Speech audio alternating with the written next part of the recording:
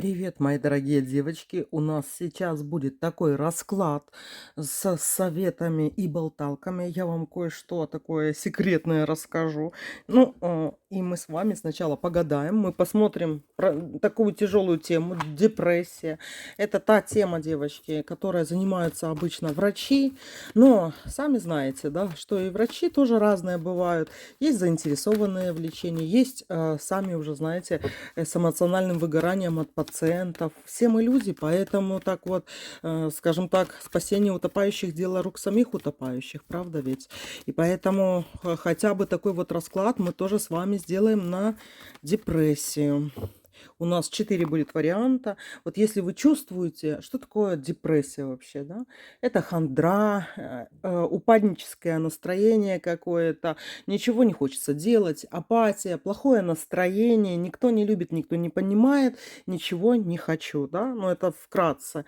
Но давайте мы сейчас, я думаю, что вы уже читали про такие хандру и депрессию. Давайте с вами тоже вот сейчас посмотрим, да? Э, Мы не будем прям говорить, есть ли она у вас или нет. Мы сейчас вот посмотрим, вот чего, почему, зачем, да, она. У нас 4 варианта. Первый, второй, третий, четвертый. Мы гадаем на зомби Таро. Мы посмотрим. Вот посмотрите на вот эти вот рубашки. Рубашки карт Таро, мои дорогие девочки. Кто все-таки открыл это гадание, кто находится в плохом расположении духа, у вас нет настроения. И, кстати, надо не путать, да, что вот есть такая депрессия, которая вот временно, да, она приходит и уходит. И просто она иногда длится, а мы в ожидании того, что она когда-то кончится, как-то живем, да. Кто-то на медикаменты подсаживается, кто-то вот пытается выкарабкаться. Давайте, девочки, посмотрим. Вот я сейчас вот прям, если вы чувствуете себя не от 1 до 10, да, а на нуле, даже какие-то минуса у вас идут. Если вам вот так вот плохо, вы ищете причину, давайте тоже об этом с вами поговорим. Эту тему вы хотели еще год назад, просили в стриме разобрать меня, я ее записала. Но я подумала, что, знаете, это все таки такая тема больше, наверное, для врачей и, наверное, для целителей. Но, продиагностировать ее и со своей точки зрения, как я, например, могу вам помочь, да, я попробую, девочки, вам помочь. Выберите, пожалуйста, свою карту. Вот, я сейчас уберу эту, чтобы вам не фонило колоду. Выберите 1 вариант из 4. Вы вот посмотрите вот в лицо вот этой вот апатии, депрессии, плохому настроению, подавленному настроению. Если оно у вас длится больше, чем 2 недели, да, депрессия, она, когда врач делает какой-то, м, а, короче, оценку, есть ли у вас депрессия или нет, то там опрашивает сроки, да, и считается, что типа, когда больше 2 недель, то это может быть депрессией. Но я вам скажу с точки зрения, например, того же лунного календаря, к примеру, да, мы все немножко по-разному себя чувствуем. Вы посмотрите, когда вы родились, в какой лунный день, на убывающую луну, либо на растущую, полнолуние, новолуние, да. И каждый из вас рожден в определенную луну, под определенным знаком, в котором была луна. Вы даже немного по-разному будете чувствовать вот эти вот подавленное настроение. И по времени оно тоже по-разному считывается, в принципе, даже от этого, от вашего обычного знака зодиака, да, по Солнцу тоже, вот того, в каком вы возрасте находитесь, это тоже важно, да. То есть, например, есть такой возраст, сами знаете, да, возраст Христа до 33 лет. Там депрессии одни бывают, но это очень грубо говоря, да.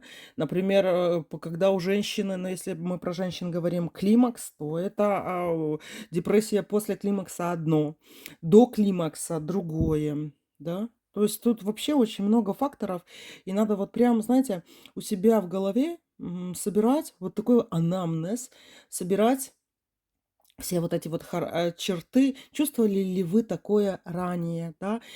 Почему вы, да? Какая истинная причина? Вот если эту причину убрать, будете ли вы чувствовать себя хорошо? Или все же у вас нету как будто бы причины какой-то? чувствовать себя так вот подавленно. Ну что, выбрали, девочки? Первый, второй, третий, четвертый вариант. Давайте посмотрим, что у вас за депрессия и что с этим вообще делать. Поехали, девочки. Сейчас я тоже себе напишу. Первый, второй, третий, четвертый вариант. Это для тайм-кодов. Смотрим, девочки. Первый вариант. Депрессия. 14 старший аркан умеренности здесь выпал. Ну, я тебе скажу, что сражаться с твоей депрессией, с твоим подавленным состоянием тебе довольно-таки непросто самой. Выходить в него, входить. Кстати, ты себе на самом деле помогаешь входить в депрессию, но в то же время и помогаешь сама себе, чтобы с этой депрессии выходить. Сама себе. 14 старший аркан. То есть тут это как твой сигнификатор, да, и старший аркан. Это говорит, что без тебя, без твоего, даже, скажем так, желания, без твоего решения, да, или попущения каких-то ситуаций, ничего в этой жизни у тебя не происходит. Понимаешь? Тут, например, кто мог бы страдать депрессником, к примеру, тот, кто не пьет, допустим, кофе, да. То есть некоторые повышают все время себе, вот делают работоспособность с помощью кофе. Кто-то там, например, ягоды Годжи ест, кто-то еще что-то, да. Мы не говорим про то, что уводит в сумерки, мы говорим про такое более нормальное. То есть кто-то борется с этим, там, магний B6, магний, калий. Вот, кстати, я вам это говорю не просто так, потому что это действительно помогает, да. Потом, если у вас низкое давление, и вы, например, ничего не употребляете для того, чтобы убрать, например, это низкое давление, да, и вы, это у меня нормально. Но бывает оно очень низкое, да, там, в месячный или еще как-то. И получается, что если вы вот как-то... Что я вам скажу, здесь надо? Здесь надо, чтобы вы отпустили ситуацию сами, да, и не держали себя в этом состоянии. Не держите, потому что тут по 14 этому старшему аркану, тут все-таки этот сигнификатор, это главная карта, которая говорит о том, что ваша депрессия, да, она такая психосоматическая. То есть из-за какой-то даже категоричности ваших суждений, привычки как-то жить, у вас вот это, то вы быстро выходите из любых, в принципе. Знаете, вы вот человек такой интересный сами по себе. То есть у вас сила дана, да, и для того, чтобы, например, вести автомобиль. И вы этот автомобиль либо очень быстро едете, и вы потом устаете, да, и там автомобиль может сломаться, и вы его опять чините, либо вы очень медленно все время ездите, и в результате везде где-то опаздывать, от чего тоже это может быть депрессия. Это от стиля вождения, скажем так, в вашей жизни зависит. Понимаете? Давайте еще посмотрим. Депрессия. Король мечей.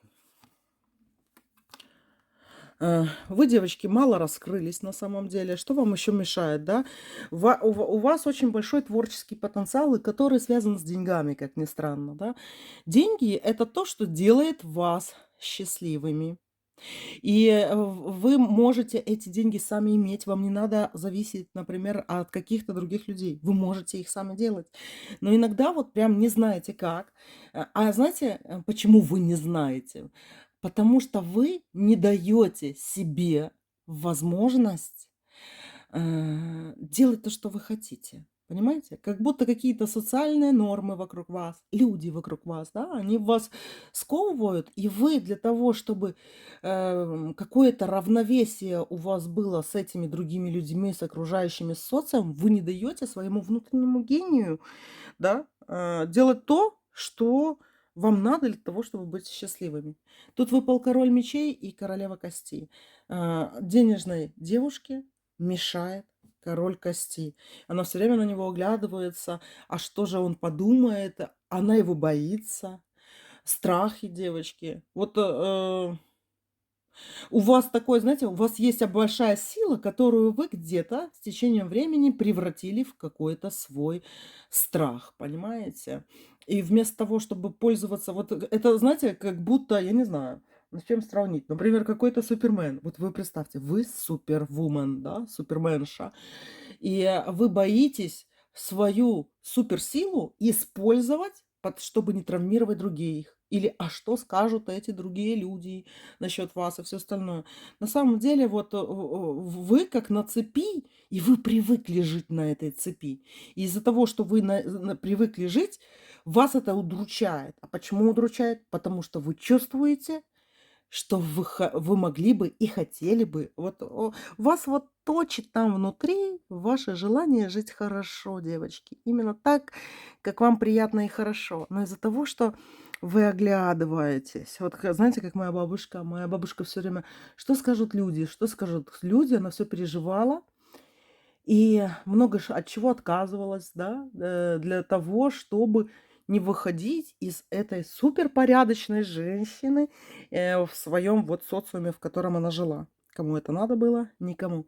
И единственный человек, который ей об этом сказал, это была я, девочки. Я говорила: а почему ты? Надо было взять и уйти. Ой, куда бы я пошла? Ой, а мне бы не было куда идти. Ой, у меня то-то, то-то. И я ей предложила много вариантов таких, которые в то время можно было ей сделать, да. И она молчала. Причем, например, когда она у меня уже, ну, в таком вот очень глубокой старости была, да, и мы купили ей новый мобильный телефон с большими кнопками, да, чтобы вот можно было, так знаете, как старикам покупают. И она ленилась, не хотела, отдавала мне, говорит: я не умею им пользоваться. И я ее научила сквозь зубы, немного вот так вот, научила свою бабушку вот буквально за секунды пользоваться телефоном, новым телефоном. Фишка в том, что вам, возможно, как раз таки, если вас вырвать из того социума, из того общества, где вы живете, и, например, оставить в какой-то невесомости или, например, вас выкинуть за борт, корабля, выплыть на середину моря и выбросить вас за борт. Вы переплывете там эти вот все заливы, приплывете к какому-то красивому необитаемому острову, где живут аборигены, и будете предводителем этих аборигенов, дождетесь какого-то суперкорабля, который вас заберет, и потом вы будете писать книги с автографами, и заработаете очень кучу денег. Понимаете? То есть, если вас выдрать из того места, скажем так, из этого ошейника, в котором вы живете, к которому вы привыкли, вы на многое способны. А знаете, и смысл вашей депрессии он заключается в том, что у вас очень много хотелок. Понимаете? И очень много каких-то таких вот, какого-то творчества, оно может быть, вот вы сейчас даже в депрессии своей до конца не понимаете, какое творчество, да? А дело в том, что оно у вас какое-то, скажем так, даже импульсивное. То есть вот вас поместить, выбросить за борт корабля, и вы сразу начнете действовать, понимаете? И вы начнете видеть вот это свое будущее и будете к чему-то стремиться. Понимаете? Но тут, из-за вот этого 14 старшего аркана это трудно сделать. Трудно, начать жить по-другому, да. Это вот что-то должно такое в жизни произойти. Возможно, даже не знаете, что меняет вашу жизнь вообще к лучшему, да? Какие-то такие, форс-мажорные, стрессовые даже, м, обстоятельства.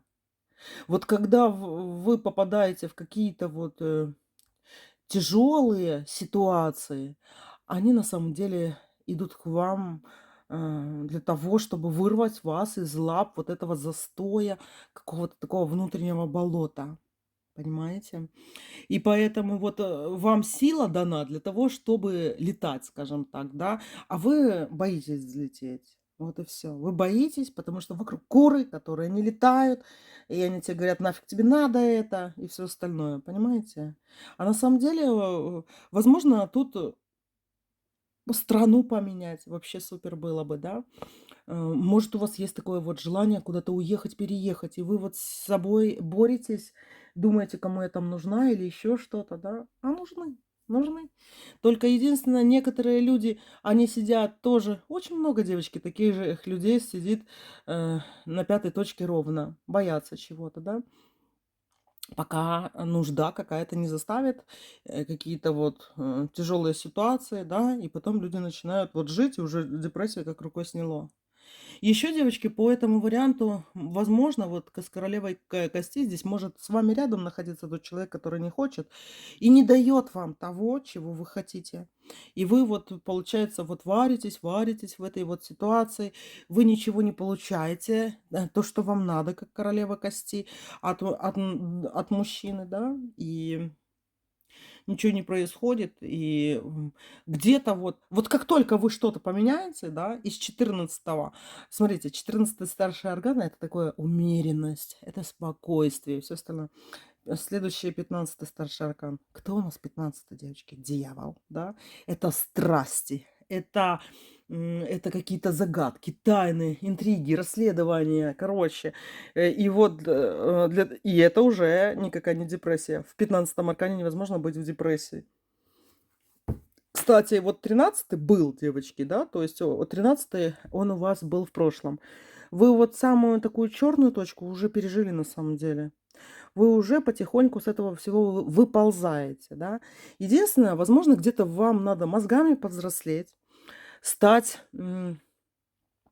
И я, кстати, вот тут вот вас не могу гнать вообще, да. Мне тут вот карты говорят такие, да она сама все может, она себя сама вытащит. Зачем ты ей будешь сейчас подгонять или говорить, что она ничего не может, обижать ее? Зачем? Тут я вижу, вот уже окно открыто, уже свежий воздух пошел, понимаешь? И осталось только, чтобы ты из этого окна вылезла. И ты вылезешь. Давайте еще посмотрим, девочки, что с вашей депрессией. Вот это башня, восьмерка костей, кости и маг. В общем, девочки, больше всего ваша депрессия, или как вы ее называете, подавленные отношения, вот хотите, верьте, хотите, не верьте, вы вытянули этот первый вариант, он просился к вам в руки, он не хотел быть картой в ваших руках, он хотел быть деньгами, понимаете? Если на вашу руку сейчас вместо карты Таро положить денежку, вашей депрессии не будет. Но, смотрите, конечно, тут идут плюсы, да, то есть то, что у вас эти деньги будут. Ваша депрессия закончится. Ну, я не скажу прям, что скоро, девочки, не скоро, но, скорее всего, вот этим летом уже от этой депрессии не будет следа. Но у вас будут денежки. Но есть один такой момент, да. Во-первых, вам нельзя брать в долг, да, то есть что вот сейчас вообще никак нельзя радоваться таким деньгам, которые вы можете взять в долг, взять в кредит и все остальное. Не надо. Не надо ничего сейчас брать в долг, да. Я бы на вашем месте, например, даже с карточек деньги бы снимала, зарплату там какую-то, да, или, например, какие-то деньги, ну, какие-то, и берите их лучше наличкой. Берите наличкой, чтобы вы видели, вы их ощущали. Не холодные пластиковые карты, да, а теплоту вот этой вот бумаги, государственного образца, скажем так, да. Можно даже вот это вот взять, купить себе что-нибудь золотое, девочки. Если у вас более-менее... Кстати, золото сейчас стоит недорого. Сейчас очень полно всякого. Есть полнотелое, а есть пустотелое, да, то есть из проволоки, цепочки. Я очень, кстати, много людей заставляю просто вот уже, например, ну, кто любит серебро, то супер серебро, да. А некоторые, вот я смотрю и уже говорю, послушай, говорю, хорош бижутерию носить. Уже там тетка там в возрасте, снимай, одевай золото. И, короче, вам, девочки, даже не то, что там к лицу, сколько вот эта вот энергия золота, энергия денег, наличных денег, которая рядом с вами, да, оно будет лучше работать, чем, например, какие-то покупочки, да. Перестаньте покупать ненужное, не берите кредиты. Вот хотя бы полгода. Полгода. И чтобы денежка к денежке у вас в руках лежали. Возьмите, положите возле кровати деньги. Вот какую-нибудь стопочку денег, большую, небольшую, неважно. Положите возле кровати. Вы засыпаете возле нее, когда включаете свет, и просыпаетесь, когда всходит солнце. Вы ее видите. И вот я вам серьезно говорю, будете выходить из своей депрессии. Купите себе что-нибудь золотое. Попросите родственников купить вам что-нибудь золотое. Реально, золото не очень дорого сейчас стоит, да. Можно хоть какую-нибудь, да, маленькую бздюжку, грубо говоря, себе купить. Даже тот же кулончик какой-нибудь, да. Сейчас вот на прозрачных лесках вот эти кулончики так на теле классно смотрится, как какой-то, как пирсинг какой-то или бусинка. И насчет вот эти вот карты выпали. Вот смотрите, вам-то судьба это все будет давать. Но еще один проблемка есть, не закрыта. Вы не умеете тратить. Хотя про кого можно сказать, кто умеет тратить эти деньги, да? Вы тратите именно на то, что вам необходимо. Понимаете? И это не импульсивные покупки, а вот такие вот, то, что вам надо. Вы можете просто взять и составить список, что вам надо, без смотрения, например, в телефоны, в эти всякие, короче, как они называются, маркетплейсы, да. Не смотрите туда. Вы когда смотрите, вы выбираете нравится, не нравится, хочу, не хочу, а не надо ли мне или не надо. Просто взяли листик, бумагу, без телефона и просто вот с головы написали то, что вам надо. И вот это будут действительно ваши хотелки, а не то, что вам предлагает или навязывает какой-нибудь агрессивный, либо пассивный, или нативный маркетинг. Понимаете? Вот такие вот дела, мои дорогие. Тут депрессия с денежкой связана. Эту депрессию легко, девочки, вылечить. И вот именно, знаете, денежкой. С банковской карты снимаем все. Или даже, знаете, вот мы оставляем, например, на ЖКХ заплатить, да, остальное, например, люди тратят, снимают и все остальное. Вы на ЖКХ даже не оставляете. Вот вы снимаете все, а потом, так как вы будете не тратить их на импульсивное какое-то например, да, что-то купить, а вы берите и пусть наличка у вас лежит на тумбочке, возле кровати. Под подушкой. Ну, под подушкой не очень, да, вот прям так. Пусть они там в кошелечке или в специальном таком мешочке лежат. Но вы их все время, каждый вот день доставайте. Утром и вечером, вот, чтобы они у вас наглядно лежали. И вот эти вот советы я вам не просто так даю. Это действительно ваш способ уйти от этой депрессии гребаной. Понимаете? От этого подавленного настроения. Нам сейчас подавляет настроение все, девочки. Даже вот колбаса. Вот, кстати, вы можете не верить, но я вам скажу, как человек, который был в производстве. В колбасах, девочки, я даже прочитала, сколько на килограмм приправ в колбасе находится свинца. Да, и вот вредных ингредиентов. Как-то мне вот такой вот документ, это документ был, да, не просто там какая-то выписка там с интернета, еще остальное. Нет, это какой-то там к сертификации относился. И я вот просто на досуге, как говорится, это прочитала, у меня волосы дыбом были, понимаете, волосы дыбом, потому что я подумала, блин, хорошо, если я там палки колбасы съем, это примерно во мне столько будет. А если я съем, например, сколько в колбасу добавляется вот на килограмм, чтобы мне сожрать килограмм свинца, сколько мне надо сожрать колбасы. И я поняла, что каждый день ей не надо есть от слова совсем, понимаете? И от этого у нас может тоже быть вот это подавленное настроение. Вот как болезнь, да, подавленное настроение идет. А у вас вот тут вот еще про мага и вот эту шестерку хазардов я тоже хочу вам добавить. Маг и Хазард, это девочки говорят о том, что как только вы неправильно будете распоряжаться своими деньгами, которые к вам идут, да, или будете еще отдавать их непонятно кому, например, вот этот король мечевой идет, да, как вампир какой-то, который отсасывает от вас не вашу даже энергетику и подавленность, которую вы чувствуете, да, а именно э, ваши возможности. Понимаете? И тут вот как будто вам дается, проходит депрессия, но дальше идет опять шестерка хазардов. Это говорит о том, что вы опять можете впасть в уныние, в подавленное состояние из-за вот этого своего неправильного отношения к своим хотелкам. Вам надо себя услышать и то, что вы действительно хотите. Берете ручку, лист А4 И туда можете написать с головы все свои вот суперские или не суперские желания, начиная от трусов и платья, заканчивая, например, какими-нибудь там автомобилями, домами и всем остальным. Только с головы напишите это, да. И каждый раз, когда вы залазите на Marketplace или когда вам что-то предлагают купить, вы сравниваете это с этим листом ваших хотелок. Понимаете?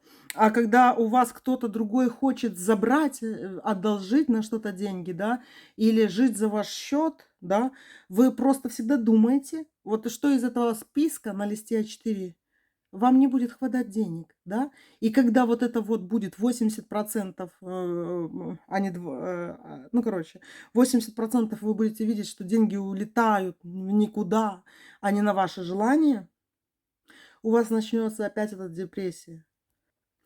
И у меня, кстати, ну, я тоже никогда не говорю, да, все время у меня анонимно, никогда. Вот вы, девочки, заметили, что я никогда не разбираю, ну, например, других известных людей и все остальное. По одной простой причине. У меня так эти известные люди есть, да. И это очень плохой тон, да, рассказывать, например, про каких-то известных людей, делать какие-то общие даже расклады на них. Ну, я к этому так отношусь. И смотрите, у меня просто тоже девочка была с такой вот, она тоже запуталась, и она просто вот уже несколько лет, я бы даже сказала, вот у нее угнетенное какое-то вот такое состояние. И очень просили разобрать. И я думаю, ну ладно, все, разберу, да. И, короче, девочки, там тоже было, ну, как у вас, вот из-за денег, из-за того, что она не может реализоваться со своими хотелками. И, она, и не должна женщина зарабатывать, например, кучу денег, как лошадь та ломовая для того, чтобы там дать другим и себе что-то собрать и все остальное. Ничего вы не должны, ничего не должны, понимаете? Вы должны быть самой собой, со своими хотелочками, чтобы у вас не было вокруг этого гребаного социума, который не дает вам развиться, да, чтобы вы не жили своими страхами, которые вас держат в этой сумке. Вы как, понимаете, вы как баллонка в чьей-то, блин, сумке сидите, понимаете? А вы рождены для того бегать, веселиться, да, и убрать вот этих вампиров. Не брать никаких кредитов. И чтобы деньги, наличные деньги, которые к вам приходят, пусть они наличкой у вас лежат. Все, что вы из этих денег покупаете, себе, как говорится, продукты, себе, да. Еще детям можете покупать, больше никому, больше никому. Себе, и если у вас есть детки, своим детям можете покупать, которые, например, от вас зависят. А на остальные деньги золото покупайте. Золото всегда можно обменять потом, как говорится, опять на деньги или на дома и все остальное. И свой лист А4 хотелок напишите без маркетплейсов. И вот вы будете, вы истинная ты будешь. И еще я, девочки, тут пометила, в конце этого видео расскажу про цвета. Какие цвета? Про красный, про синий, про белый цвет.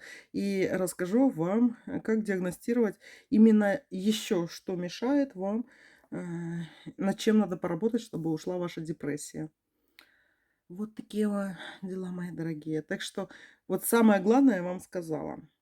Еще можете, кстати, вот если вы любите заниматься магией, вот прям через силу, да, берете зеленые свечи, загадываете желание и делаете скрутку. Когда делаете скрутку из зеленых свечей, можете две свечи, чет, чтобы был, да, 2, 4, 6, 8, 10, 12. Ну, кстати, 13, чертова дюжина тоже можно, да. И, короче, вот берете, делаете вот такой вот факел, можно его перевязать нитью, а, можно красный, можно белый, кстати, перевязать. А можно, девочки, скрутить, если это небольшое количество свечей. Просто берете и прожигаете.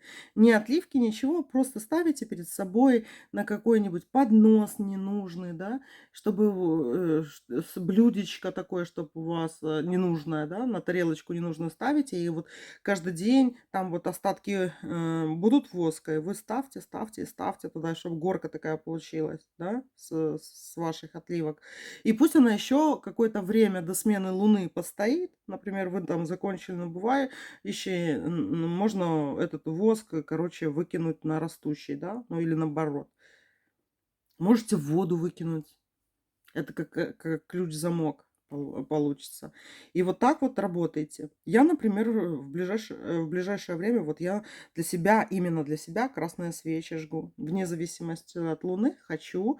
Вот я хочу, чтобы мои желания какие-то сбывались. И я понимаю, что все равно вот сейчас у нас и такая погода не очень, и все, на какой-то у меня много работы, то надо делать, пятое, десятое, короче.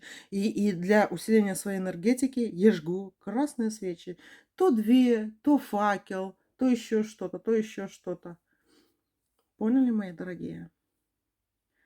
Вот такой вот первый вариант. Так что у вас не страшная депрессия. Это, скорее всего, знаете, боль ума.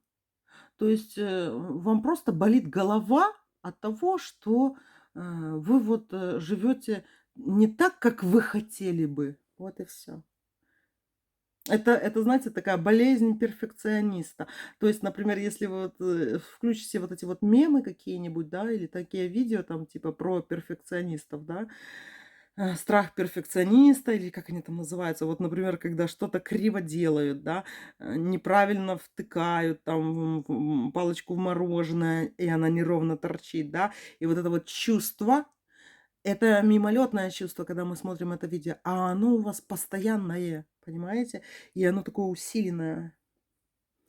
Ну, она проходящая. Тут главное, знаете, возьмите на себя, если у вас дома есть золотые украшения ваши, да, которые вы давно не носили из-за депрессии и все остальное, возьмите, наденьте на себя все.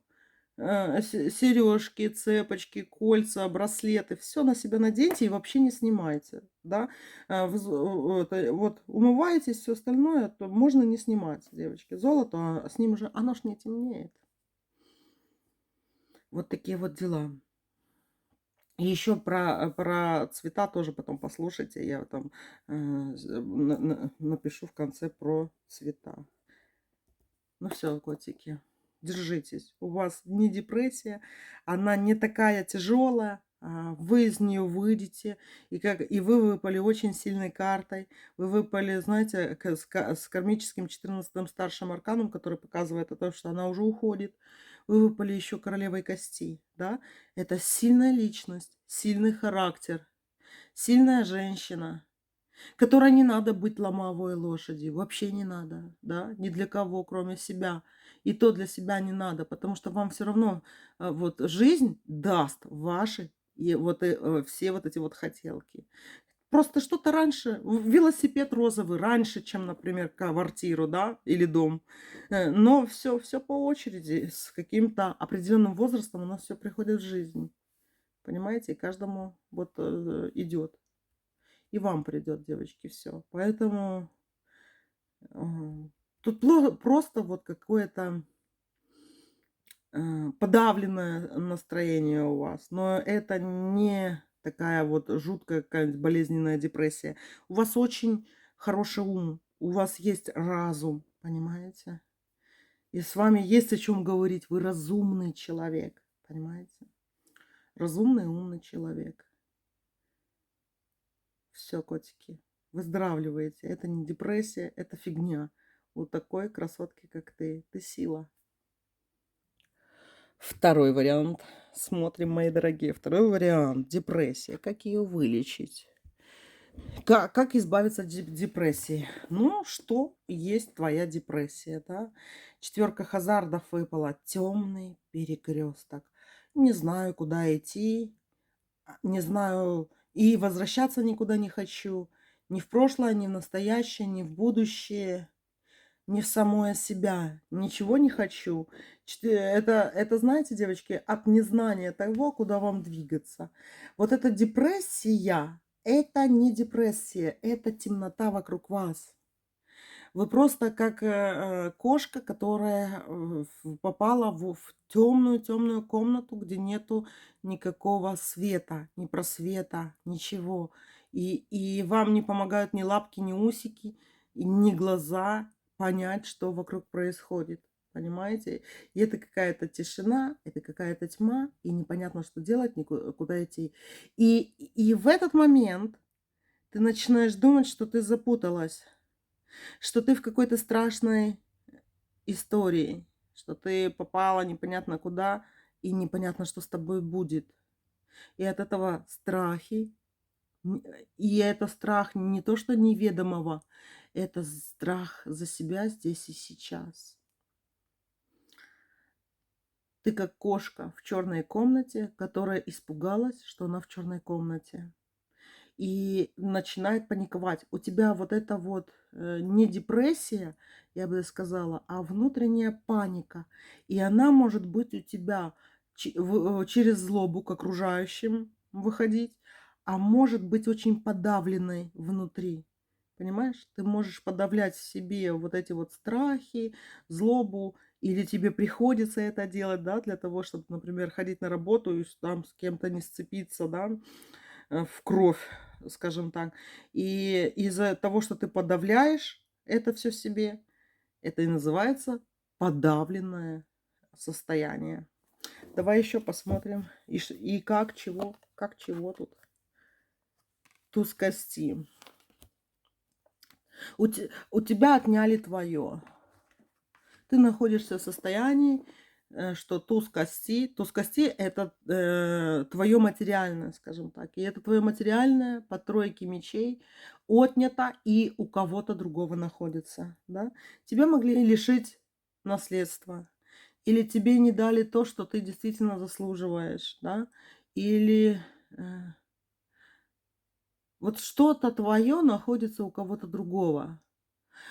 И, кстати, девочки, да, в очень плохом варианте, в очень плохом, это может быть не депрессия, а зависть.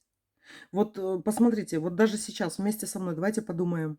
Я хочу, чтобы вы исключили вот это вот чувство у себя. Я знаю одну мадам, которая рыдала. Знаете от чего? Потому что она в "Инстаграме" увидела у одной девчонки, которая территориально, там где-то они в школе пересекались, скажем так, да, и та себе сделала грудь, операцию по увеличению груди, и вся такая вот, в татухах, такая вот, крутыха, которая ездит отдыхать, по Дубаям, да, ее возят. А эта рыдала, потому что у нее нету вот этой вот груди. И то, что она не ездит по Дубаям. И вот она тоже вот мне, выговаривала вот это, что сказать, что для меня это было непонятно, нет, потому что я не такой вот, например, человек, как она, да. То есть у нас немножко мы отличаемся с ней. Но, я ее жалела, потому что, это была, девочки, не депрессия и отчаяние, это, оно потом переросло у нее в не очень хорошую черту, в зависть. И когда зависть поселяется в сердце, она может отлепиться от одного человека, которому этот человек завидовал, и перекинуться на другого. Понимаете? Зависть это то, что поселяется. Это как один из грехов, кстати, а это и есть один из грехов, да? Или не возжелай то, что есть у ближнего твоего. Знаете такое? Притчу, скажем так.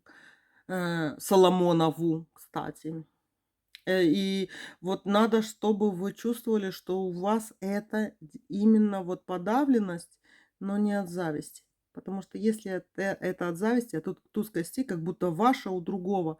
А может быть, это у другого то, что вы бы хотели себе забрать. Поэтому, девочки, здесь надо, если это зависть, от этой зависти надо избавляться, потому что она вас пустит вообще по кругу, понимаете?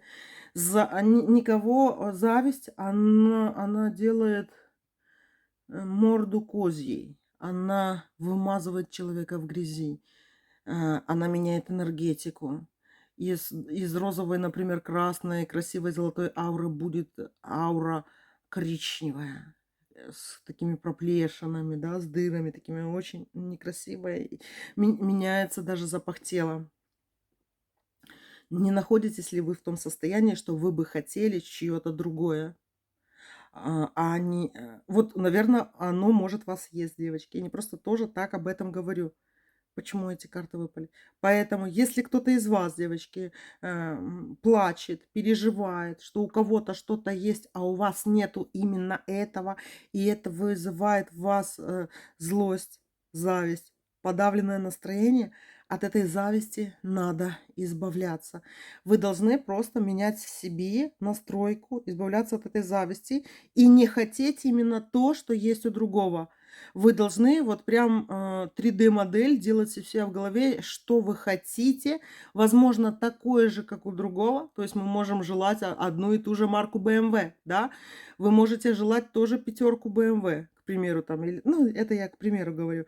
А можете, или Мазерати можете желать, тоже красную Мазерати, да. Но надо немного изменить под себя, чтобы это было вашим. Вашим. В голове уже вашей должно быть ваше. Пусть это будет синяя Мазерати, красная BMW, вот отличная хотя бы по цвету от того, что вы хотите. Понимаете?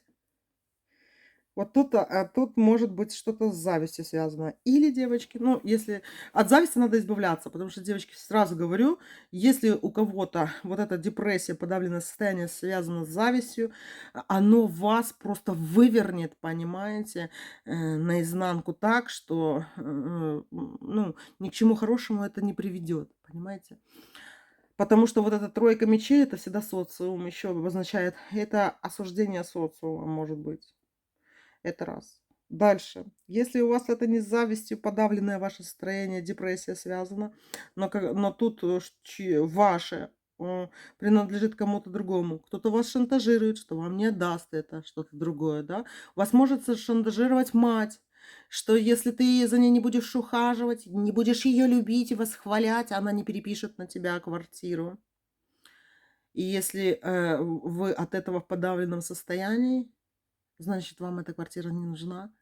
Уходите, не ждите ее. Вас доведут до белого коленя, понимаете? Вот этим вот тоже. Надо ли отказаться? У вас может еще возникнуть вопрос, надо ли вам отказаться от того, что принадлежит кому-то другому? Я вам так скажу, девочки, это все временно. Временно вот это что-то ваше принадлежит другому. Это очень и очень временно, потому что все наше всегда становится нашим. Всегда становится нашим. И вот если вы свяжете это с тем, с моей этой речью про зависть, которую я начинала в начале, да, вас отпустит. Вас вообще отпустит. Ваше будет вашим.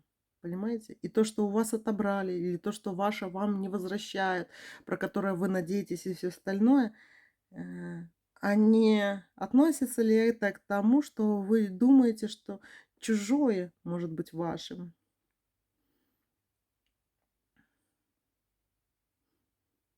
И из-за этого вы не видите своего пути. Четверка хазардов выпадает. Вы мечетесь. Темнота впереди. Потому что как будто кто-то намеренно закрыл эту комнату, чтобы вы ничего не видели и были в этом всем. Ну, давайте посмотрим еще. Король кости выпал и дьявол, девочки, вам. Это самые лучшие карты, которые могут выпасть при депрессии. Я думаю, что уже даже в третьем и четвертом они не выпадут. Король кости и дьявол, девочки. Вам ваше будет вашим. Депрессии у вас не будет. Путь у вас свой есть. Вы просто его сейчас не видите. Подождите, придет дьявол, высшие силы придут и включат свет, проведут свет в будку вашу, в которой в этой темной вы находитесь. Четверка хазардов. Вам включат свет. Вам не дадут быть под чьим-то гнетом. Не дадут. Высшие силы вас не отдадут на съедение э, непонятно каким людям. Злым, подлым, гадким, завистливым. Вас не отдадут. Вас высшая сила, она заберет. Знаете почему? Потому что они знают, вы не должны быть в этом состоянии. Это не ваше. Вас как обидели здесь, девочки. Вот обидели, но это не была прямая какая-то такая обида. Это что-то долгое было, понимаете? Это было долго, и это было давно, еще до того момента, когда вы вошли в это состояние подавленности и депрессии. Это было до того. И вы еще радовались жизни, а уже кто-то точил ветку, на которой вы сидели. Понимаете? Да. Мне вот, я испытываю, знаете, что здесь, по отношению к вам? Вот такое, мне хочется вас обнять и пожалеть. Вас как ребенка просто, знаете, такого наивного, доброго ребенка, не то, что там жизнь помотала, как могут вот другие сказать, нет, просто вы где-то доверяли там, где не надо доверять. Не держали зла там, где люди держат зло. Не держали камень за спиной, где надо было его держать. Понимаете? Но то, что вы этого ничего не делали, это не говорит о том, что это высшие силы ничего этого не делают. Какой-то будет бумеранг вашим врагам и обидчикам. И у вас все будет. Тут вот, король костей — это, и дьявол, говорят, это, знаете, как высшие силы говорят: "Я тебе все верну, обещаю". Поняли, девочки? У меня такое ощущение, что вас, как вы знаете, предали, обидели, вот как не то, что там вытерли ноги, не те это слова. Вот как, знаете,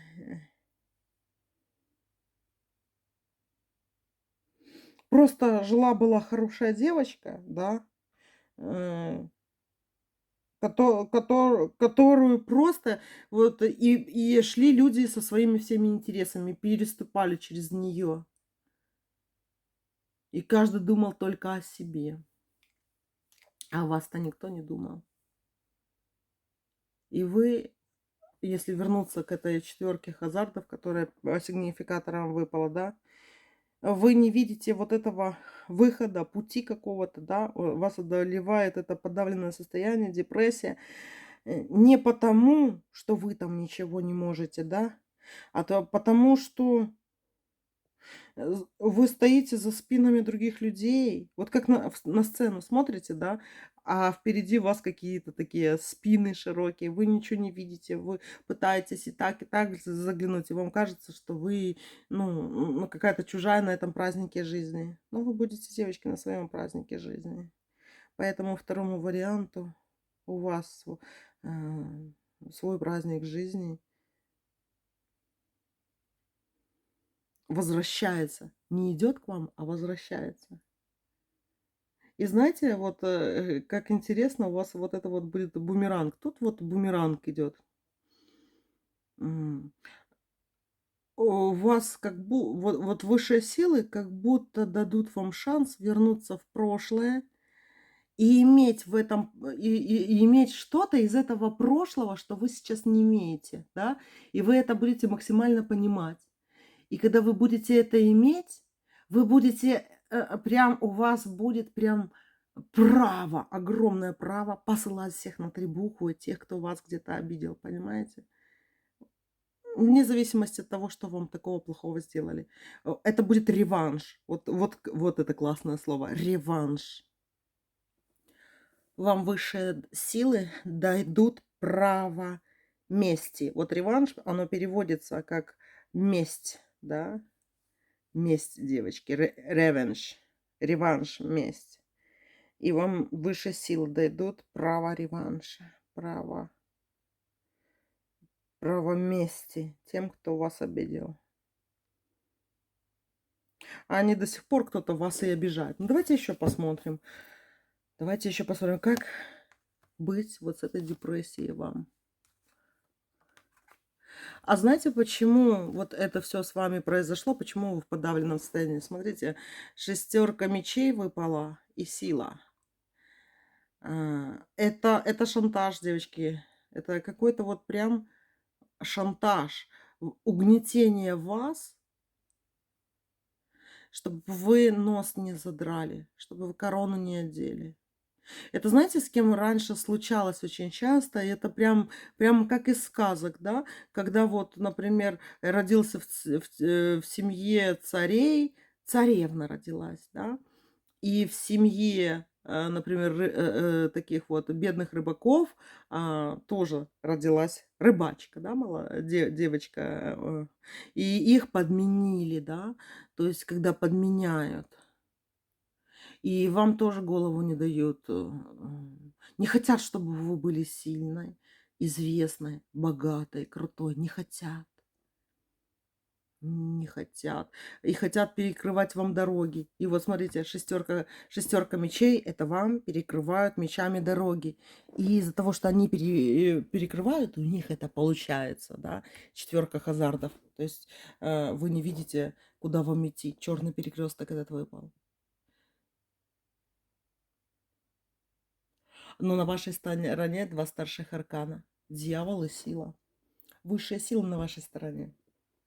Вы, девочки, все равно выйдете, но это не будет даже вот просто ваше что-то, да, это будет через знаки, это будут случайности какие-то случаться с вами, с теми людьми. Это будет какая-то такая шахматная игра, домино, игра кости, когда, знаешь, кубики выкидываешь, там номера идут, да.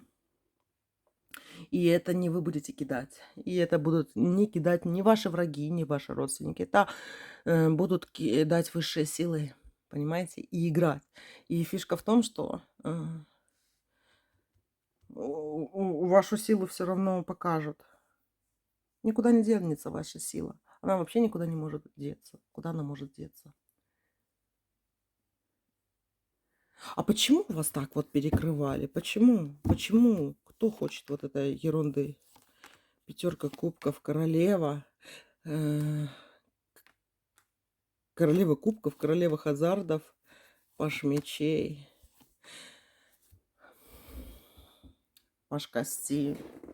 Это, девочки, ну, кто мешает вам? Это первый круг вашего общения. Это очень близкие к вам люди. Пусть это останется, вот знаете, вот смотрите, вам выпало два пажа, две королевы. Королева кубков, королева хазардов, паш мечей, паш костей. Вот посмотрите, кто похож. Вот давайте вместе с вами. И вот как вы поймете, кто вам мешает. Давайте, девочки. Очень легко. Посмотрите на эту карту. Королева кубков. Назовите имя из вашего первого окружения вокруг вас, кто подходит под королеву кубков. Кто подходит под королеву хазардов? Рисковая такая. Самомнение у нее такое есть. Даже крикливая, гонорливая, громкая. А вот это вот могут быть дети. Да? Их дети. Паш мечей, паш костей. Или это могут быть мужья, парни. Их. Да?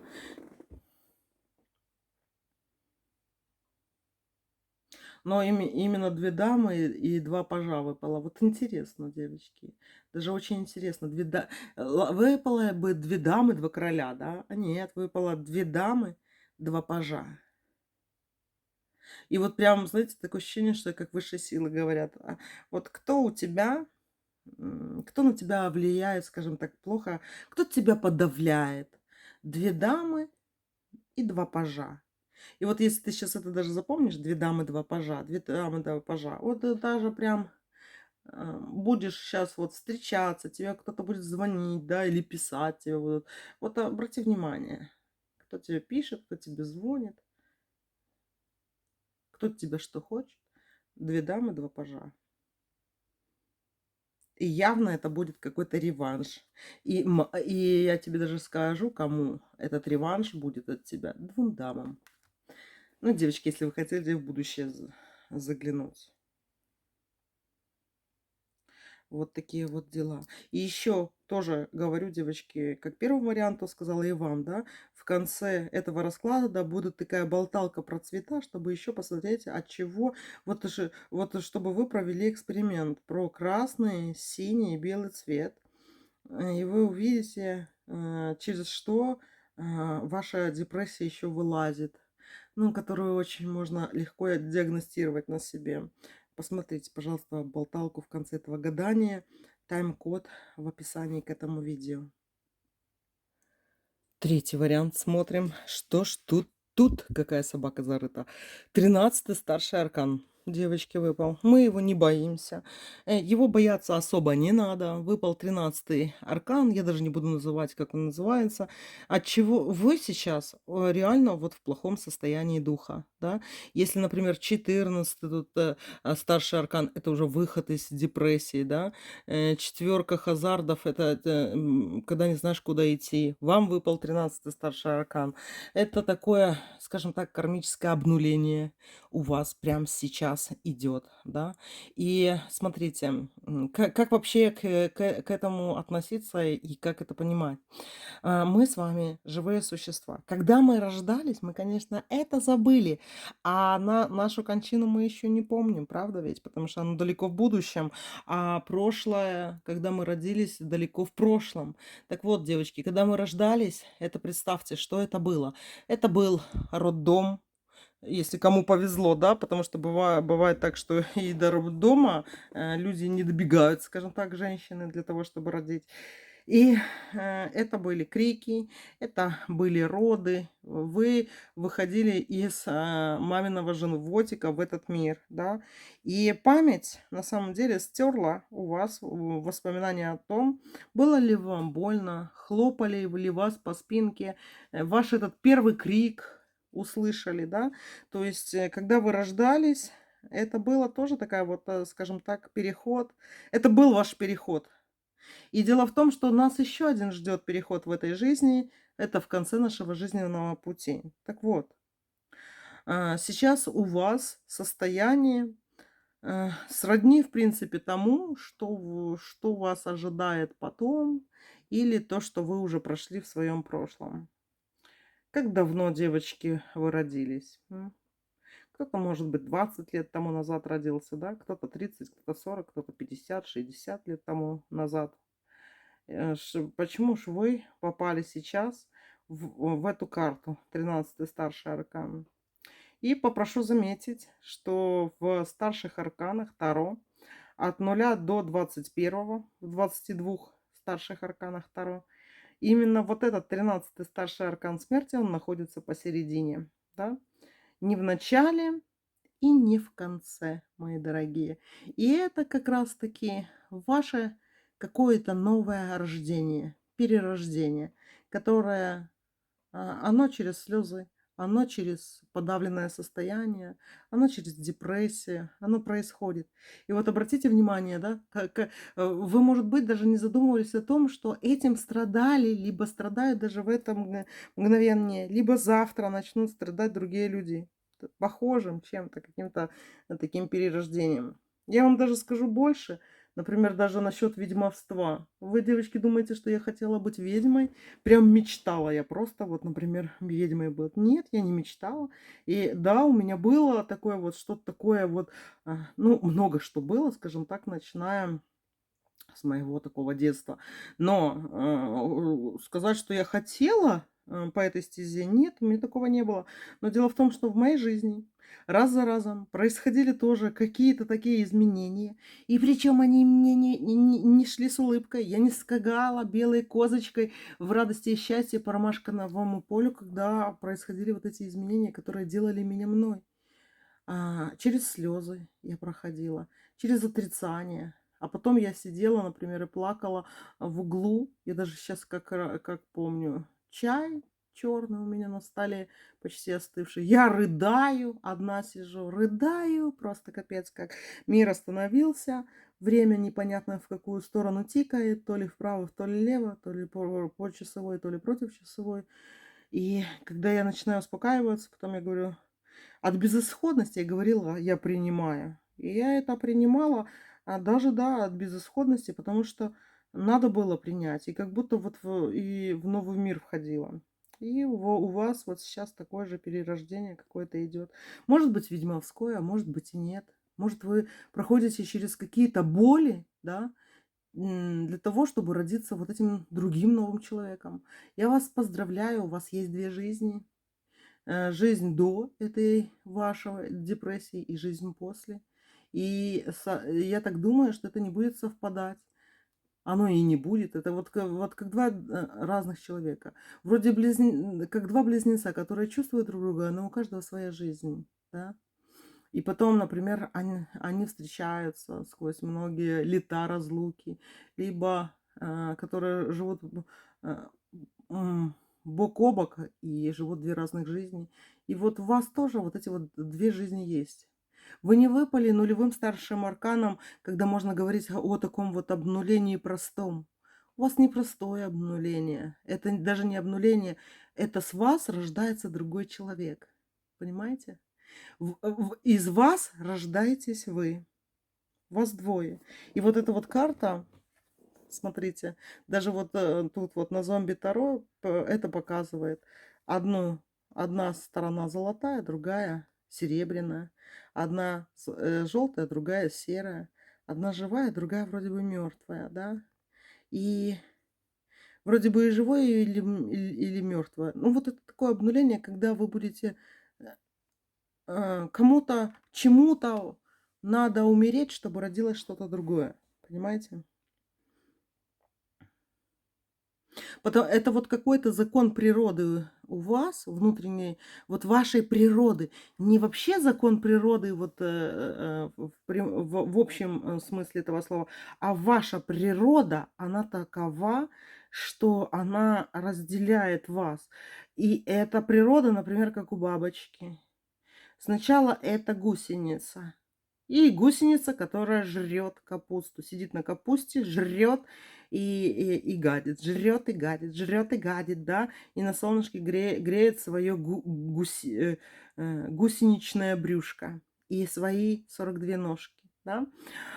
А потом идет кокон. Кокон это что-то внутри, и оно не шевелится. Оно тепленькое внутри, да, но оно не шевелится, и никто не видит его, никто не понимает, что там внутри. Никто не понимает, что там внутри. Никто. Даже так, то, что внутри, не понимает, что это будет. Понимаете?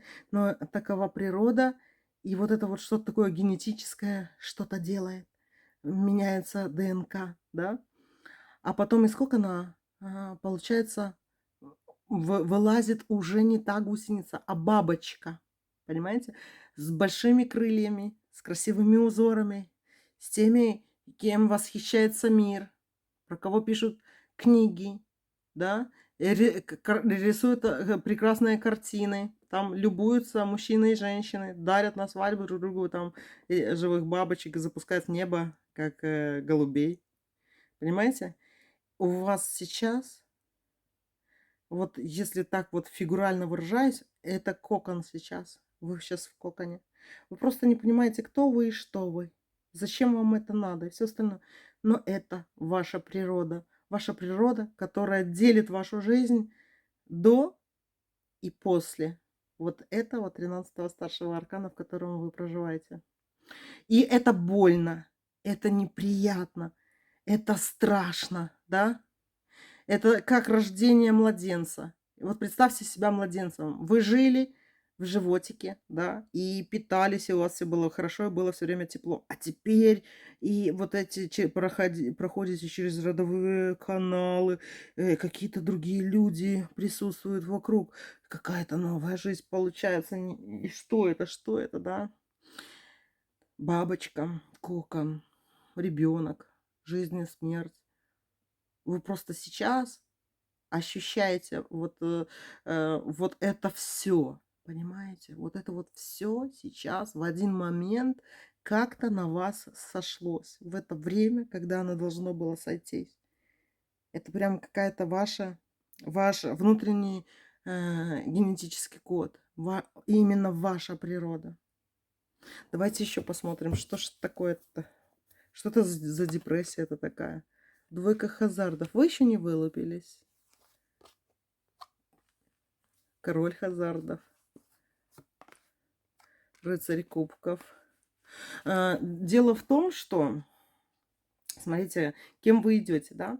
И вроде бы мы с вами девушки, да, мы с вами женщины, а в вас рождается что-то такое. Смотрите, король хазардов это ведьмовское. Пусть это будет колдовское, ведьмовское, магическое, мифическое. Когда-то и кентавр был обычным человеком. да, и обычные лошади, а потом он стал кентавром легендарным. У вас рождается какое-то такое существо, и это не совсем вы как человек. Вы что-то большее, чем человек. Вы как переходите на этот другой уровень, а на него перейти тяжело. Это как заново родиться, понимаете? И вы рождаетесь. Это как переход сквозь зеркало, понимаете? Вы сейчас вот как будто бы смотрите в зеркало, и вот в логика, она говорит вам, в зеркале лишь только мое изображение, я там не настоящая. Ну как это вы в зеркале не настоящая? Вы как раз таки в зеркале самая и настоящая. Может, даже и настоящее, чем та, которая сидит перед этим зеркалом. Понимаете? И вы вот когда вот через этот переход мыслей, да, когда у вас сформируется вот это вот новое ваше "я", новое ваше вот это вот природное ваше ДНК сложится вот воедино, понимаете? Как вот в фильме "Пятый элемент", помните, про Брюса Уиллиса и, Лилу там, такую ярко-рыжую актрису, забыла, как её зовут. Понимаете? Вот когда сойдутся все 4 стихи, там в конце фильма, там надо, чтобы все сошлось. Там 4 стихии, 4 камушка вот этих вот, и пятый элемент. Пятый элемент. И вот она тоже сначала ни хрена не понимала, с ней случалось непонятно что, и только потом вот, она, когда начала только нажимать на вот эти вот, стихии, э, пришло осознание, что она есть, да. И у вас вот такое вот, вы как Лилу в "Пятом элементе". Кто смотрел этот фильм? Кто не смотрел, девочки, обязательно посмотрите, потому что это фильм про вас. Фильм про вас. "Пятый элемент" с Брюсом Уиллисом. Ему уже дофига лет. Это старый фильм. Это уже басня во языцах, да, притча во языцах уже, пошла. Но, вот это какой-то Ветхий Завет. Но именно в этом Ветхом Завете ваше ощущение будет в том, что чувствует та героиня этого фильма Лилу в "Пятом элементе". Понимаете? Вот прям я его советую. Может быть, еще какие-то аналогии. Девочки, кто по третьему варианту знает еще какие-нибудь такие вот фильмы про выполнение своей какой-то миссии, про понимание этой миссии, напишите, пожалуйста, в комментариях, да, тоже будет интересно посмотреть, не глянуть, а вот именно даже посмотреть такие фильмы, потому что мне тоже они интересны. Как чувствуют это другие люди, как чувствуют это режиссеры. Может быть, истории какие-то вы интересные такие напишите. Но это что-то такое идет, знаете, про помощь другим людям. Потому что рыцарь кубковый — это добро, которое вы даете. Кто дает это добро? Это ваша внутренняя ведьма. Ведьмовство, которое дает добро. Но двойка хазардов, она еще показывает, что вы еще не сделали до конца этот переход. А этот переход вот в этом старшем аркане, 13-й старший аркан выпал вам. Это красивые карты, красивый расклад, и его очень тяжело понять, понимаете? Вы сейчас в том состоянии, когда, возможно, вы даже этот расклад вы его просто послушаете, но вы, может быть, не захотите его понимать. Или я не сделаю ваше время, таким, знаете, не подниму вам настроение, возможно, я даже вот этим раскладом. Но то, что вы через это пройдете, вы пройдете. Возможно, вы потом и вспомните мои эти слова. Может быть, кому-то здесь, девочки, все-таки заденем эту тему, да, кто-то не хочет жить здесь. Но здесь это нормально. Знаете почему? Потому что гусеница тоже не хочет жить, когда она попадает в кокон. Она как уходит из жизни гусеницы, понимаете? Но из жизни она не уходит. И вот это вот чувство не надо путать. Не надо путать то, что вы там... Вы изменитесь, мои дорогие, здесь. Давайте еще посмотрим, что это такое, с чем это связано все. Смотрите, девочки, ну вот, смотрите, вот ваш переход еще Вот он выпал. То, что я вам сейчас рассказывала, выпало вот то же самое, только в трех картах. Королева мечей, которая в депрессии, вот вы выпали, да, в депресснике. Двойка мечей, переход вот этот вас. И в кого? Верховная жрица. Поняли? Из гусеницы в бабочку. Из гусеницы в бабочку вы здесь уходите. Какие-то советы здесь дать. А давайте посмотрим. Но, девочки, я говорю сразу, вот в описании к этому видео, тут будет еще в конце, я расскажу про красный, синий и белый цвет, для того, чтобы понять, ну, как, например, помягче вот этот вот переход чувствовать, да, что это за депрессия такая, и вот как понять по цветам, потому что цвета, цветовые волны очень сильно на это все реагируют. Тоже расскажу. Давайте еще посмотрим, что делать в вашей ситуации. Будут ли какие-то вам знаки и сигналы, девочки? Паж кубков, луна и рыцарь мечей здесь выпал. Ну, тоже можно сказать какой-то переход. Тоже, вот как я вам три вот эти карты показала, здесь, смотрите, тоже переход из живого пажа в рыцаря мечей. Рыцарь мечей это тот, который владеет каким-то инструментом. Но этот инструмент вы будете иметь только при перерождении. Ну, то есть как бабочка крылья. То есть гусеница никогда не мечтала стать бабочкой, потому что у нее нету крыльев, да. Потом хоба, кокон. Вот он, лунный кокон у вас. И потом рыцарь мечей. А для чего это вам все дано, кстати? Для что вы будете? Двойка кубков.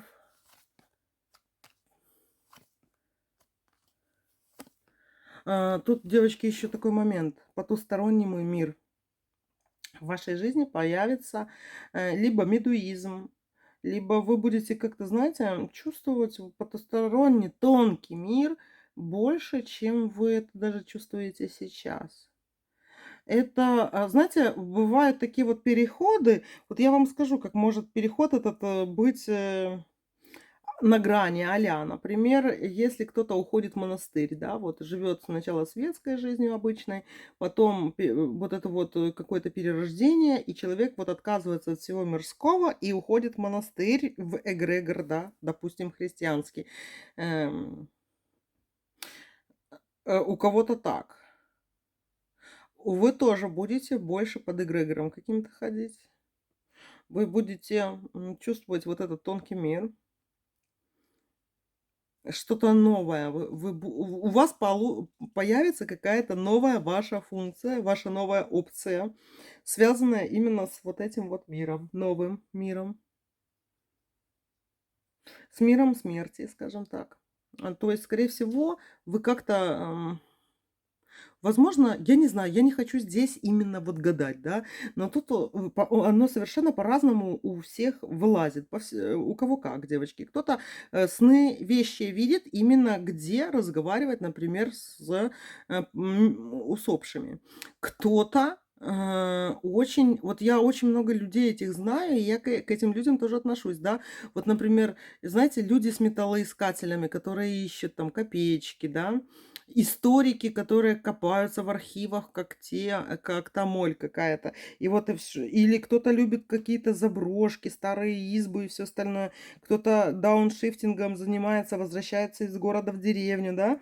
Вот это все, вот это все, это тоже какой-то переход. То есть, когда осознанно ты понимаешь, что тебе нравится, и оно вот как-то связано с прошлым. И у вас оно будет связано с прошлым и, скорее всего, с людьми, которые сейчас, в данном моменте, их уже нету. Понимаете? И как-то вы будете черпать оттуда очень много информации. И это похоже также на какой-то уже сложенный эгрегор, который жиждется, скажем так, да, на именах людей, которые не живут. Понимаете? Но меня смущает один такой момент. Один момент, девочки, что вот вы выпали в мечевой позиции. да. Вот вы как будто из мечевой королевы вышли, в верховную жрицу зайдете, и в то же время, когда мы читали ваши какие-то, ну, какие у вас, как говорится, дополнительные функции появятся, да, и вы в мечевого рыцаря уходите. То есть вы, а, это вот прям реально как на зеркало похоже, как отражение, вы как бы останетесь самой собой, и в то же время вот как, вот вроде бы вы и есть вы, и имя у вас тоже, да, и имя, и фамилия, и отчество, вроде бы ничего не поменялось. Вы не будете имя новое брать. Ваше имя уже есть имя вот этой вот верховной жрицы. Понимаете?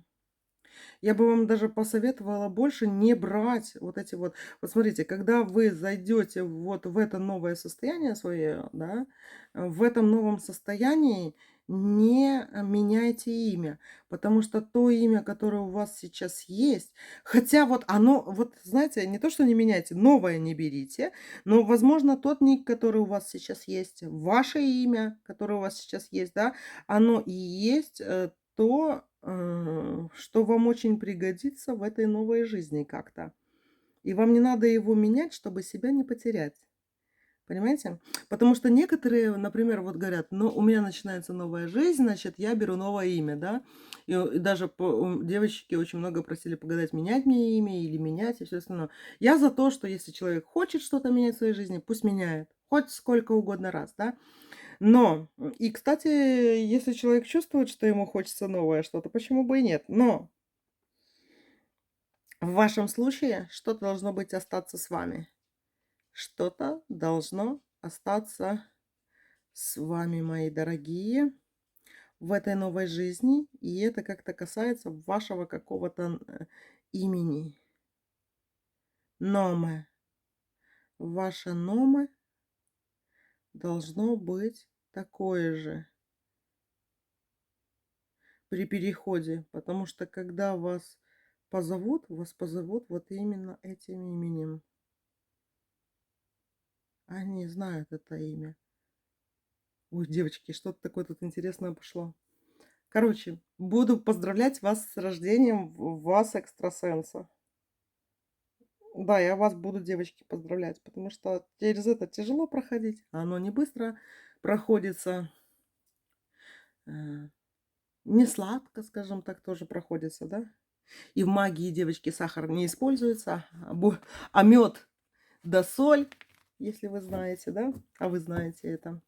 Но узнаете еще больше потом, когда вот эту новую жизнь свою начнете. Так что, мои дорогие, в вас рождается ваша новая природа, ваша новая природа. Вот такие вот дела. И еще вот тоже в конце не забудьте посмотреть. Я про красный, синий и белый цвет расскажу вот в конце этого видео. Но я отдельно уже просто к этим вариантам просто добавлю еще болталку. Ну, вот болталка про цвета она будет называться. И смотрим четвертый вариант, девочки.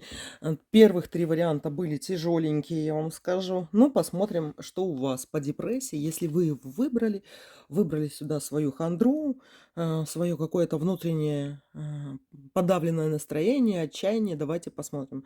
Пятерка хазардов. И вы, девочки, да, на самом лучшем пути из всех, например, кто здесь у нас сегодня что-то выбирал. Пятерка хазардов — это тоже, но это не совсем депрессия, да, подавленное настроение, да, апатия, какая-то хандра. Но сказать, что это, например, неизлечимо, или вы очень долго будете в этом находиться, я, девочки, здесь вам так не скажу. Мы сейчас вот посмотрим, что это такая, знаете, вот эта карта пятерка хазардов, это как какой-то такой вот темный туман, да, какая-то такая серая мгла, пронизывающая, холодная, когда до кожи дотрагивается она, вот такой холод идет, какие-то капельки воды, росы остаются на ваших ручках, да, и вот кажется, и когда долго в этом состоянии находишься, как-то начинаешь зябнуть, и вот у вас как раз-таки такие здесь больше такая зябкость какая-то выпала, да. Ну, давайте еще посмотрим. Депрессия, как ее вылечить и что это? От чего вообще она, девочки, эта депрессия у вас? Девятка кости здесь идет, да, это от того, что, во-первых, это, скорее всего, я бы даже сказала, как-то связано с вашим отношением к деньгам, да, к вашим хотелкам. Скорее всего, девочки, здесь вам просто вот как будто на что-то не хватает, вот на какое-то ваше желание, на какую-то вашу мечту. И она такая очень важная. Вы можете вот как просто вот прятать ее на морском дне, вот эту вот свою мечту хрупкую, возможно, где-то наивную, но в то же время она тяжела для исполнения, эта мечта. Она связана с какими-то деньгами.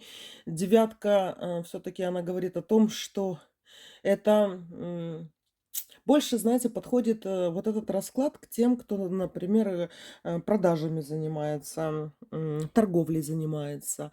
И у вас вот это вот есть, желание какого-то бизнеса, большого, небольшого, неважно, да, именно своего дела.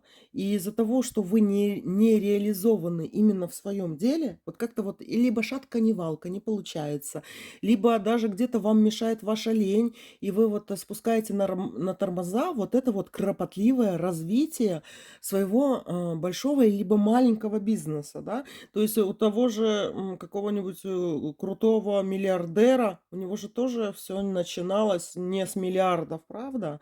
А потом вот так развивается. Это люди, которые через многое такое прошли и чего-то не боялись, не испугались.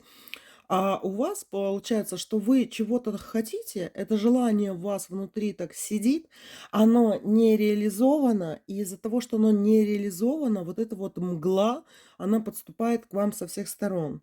Это с деньгами связано, или, может, вы можете сказать, что с их отсутствием, да? Но, девочки, я вам так скажу, да, в нашей жизни деньги, это, они имеют реально такую колоссальную роль, но не самую важную. Вот фишка денег вообще, то, что они нам нужны, они всем нужны, да. Каждый вот пытается там чего-то где-то заработать, кто-то работает, по карьерной лестнице идет, кто-то бизнесом занимается, да, ну кто чем.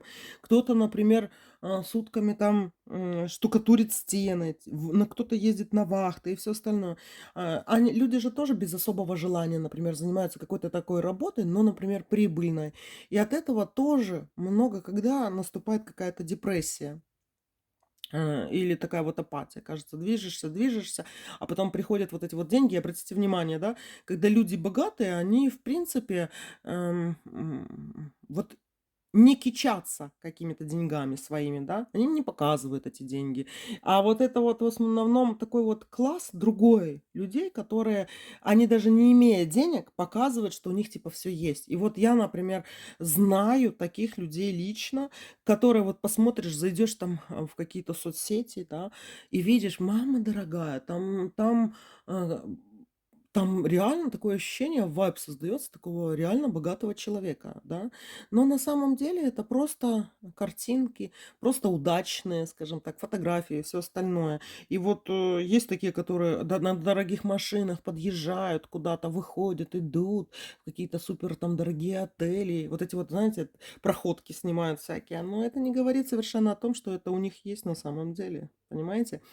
В основном те, кто действительно имеет деньги, мы их в всяких тиктоках, в инстаграмах там и всем остальном мы их не видим. Правильно? Вот, ну, я даже уже не буду говорить, например, самых там каких-то крутых таких вот людей. Вы не увидите, да? Вы видели когда-нибудь, чтобы Павел Дуров походкой в начищенных там сапожках выходил с какого-то дорогого лимузина и шел в свой огромный там дубайский дом, дворец, да, или это? Нет, нет, нету.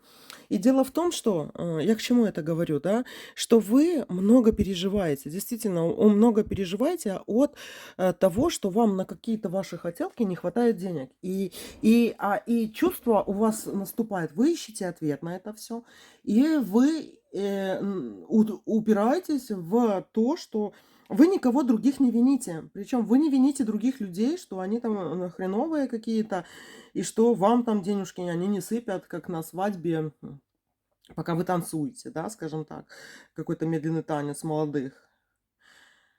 Тут такая вот проблема именно в том, что вы начинаете винить себя. И в том, что вы себя вините, у вас от этого развивается эта апатия, хандра, не хочу ничего делать и всё остальное. Причем, я вам так скажу, ваша девятка костей, она же переворачивается в шестерку костей. Шестерка и девятка — это очень удачные карты для денег, да. То есть в вас есть огромный потенциал реально для того, чтобы иметь кучу денег, реально кучу денег. И вот эта вот девятка костей — это такая нереализованность от того, что вы очень часто вот прям вините себя: "Я не такая, я не то", все остальное.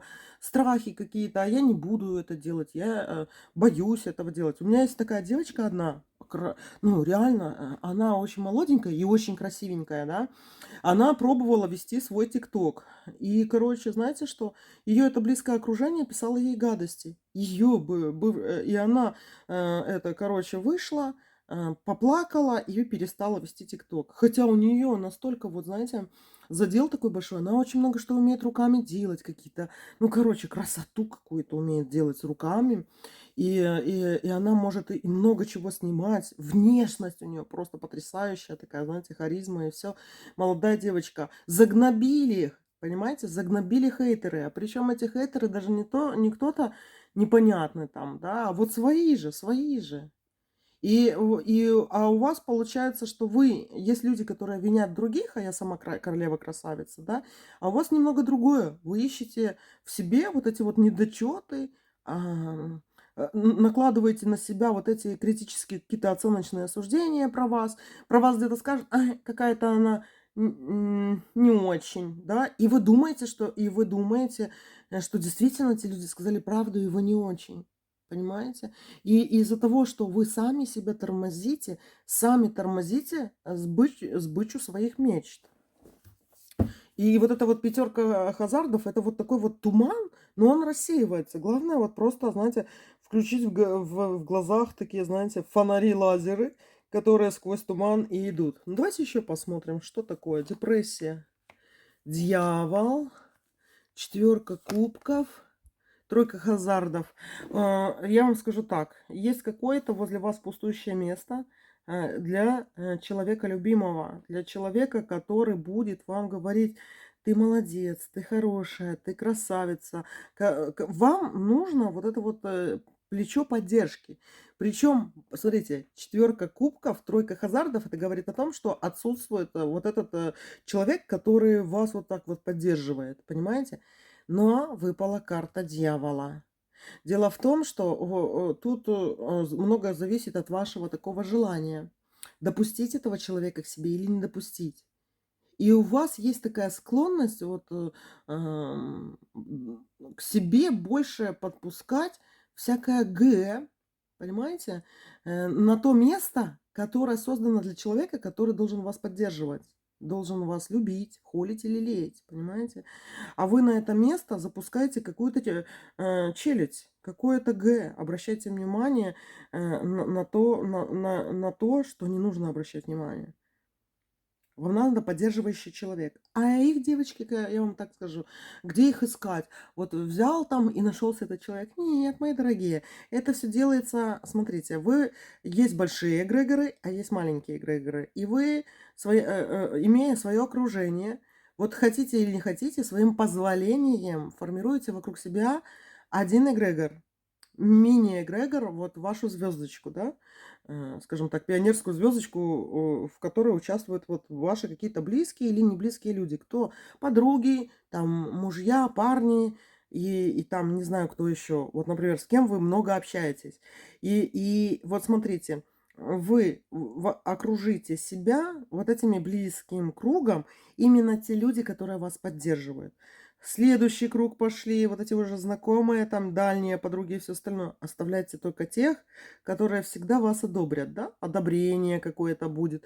Либо даже если критика, это может быть конструктивная критика вас, где зависти нету. Зависти и этих гадских, завистливых слов, понимаете? И вот так вот, формируя ближний эгрегор, потом немного дальше, вот как слои ауры, да, вы формируете, и когда вокруг вас вот будут окружать вас только такие люди, к вам будут подтягиваться, к вашему свету, вашего эгрегора, такие же люди, которые вам нужны. Потому что другие да, они либо, вы знаете, как добро, да, и хороших людей много кто ненавидит, но они гыркают издалека, понимаете? Но когда возле вас вот будет еще и третий там круг сформирован, вот этих всех ваших хороших знакомых, которые где-то поддерживают, это, это будет мешать вашим вот этим хейтерам, вот этому жлобам вокруг вас, понимаете? Что-то вам выговаривать, критиковать вашу жизнь и все остальное. Им будет это мешать. Они будут гавкать издалека. Но опять же, тут надо будет себя контролировать. Вот прям как у блогеров, честное слово. Вот у вас жизнь, если есть виртуальная какая-то жизнь, да, у блогеров, то у вас она реальная. То есть вам надо создать из новых людей и даже начать из этих вот старых все прошерстить. Не ввязываться, не заходить в те места в соцсетях, там, где сидят вот эти жабье всякое, понимаете? Или, например, вообще с ними ни в какие разговоры не входить, понимаете? И вот так вот от них отдаляться, даже просто создать вообще новых людей, которых вы хотите видеть в своей жизни, просто с ними знакомиться, понимаете? И это на самом деле даже очень легко делать в реальной жизни, очень легко, потому что тут не надо там, извините, пожалуйста, можно с вами познакомиться и все остальное. Сделайте комплименты, вы видите человека, который вам нравится, вы можете сделать ему комплимент.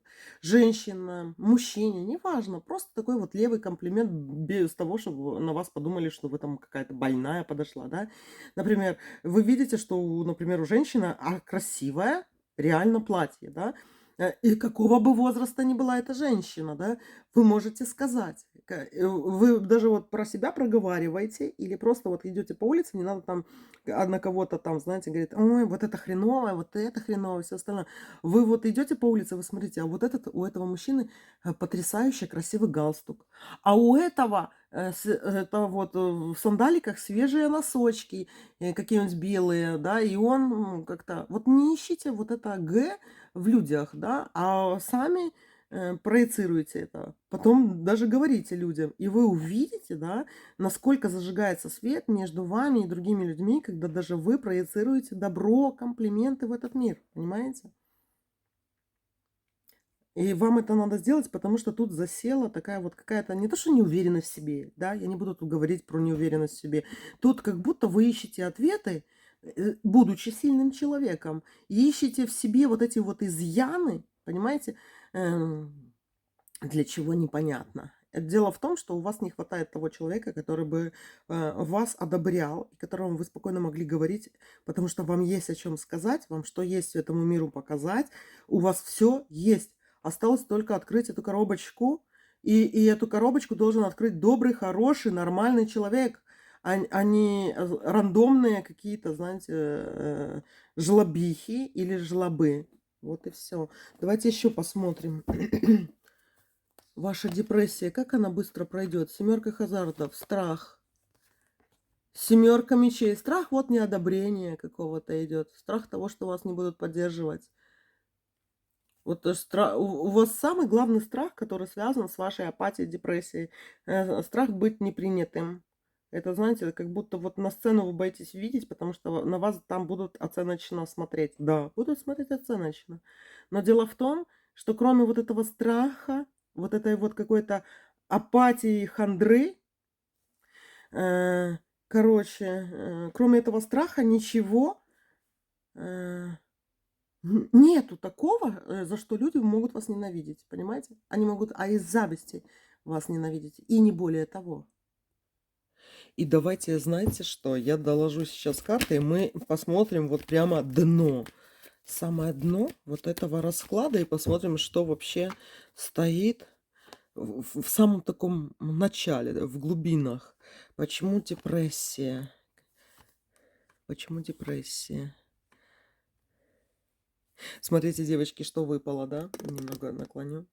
Короче, выпал король мечей, сила, шестерка мечей и король костей, да? Тут, девочки, где, скажем так, собака-то и зарыта.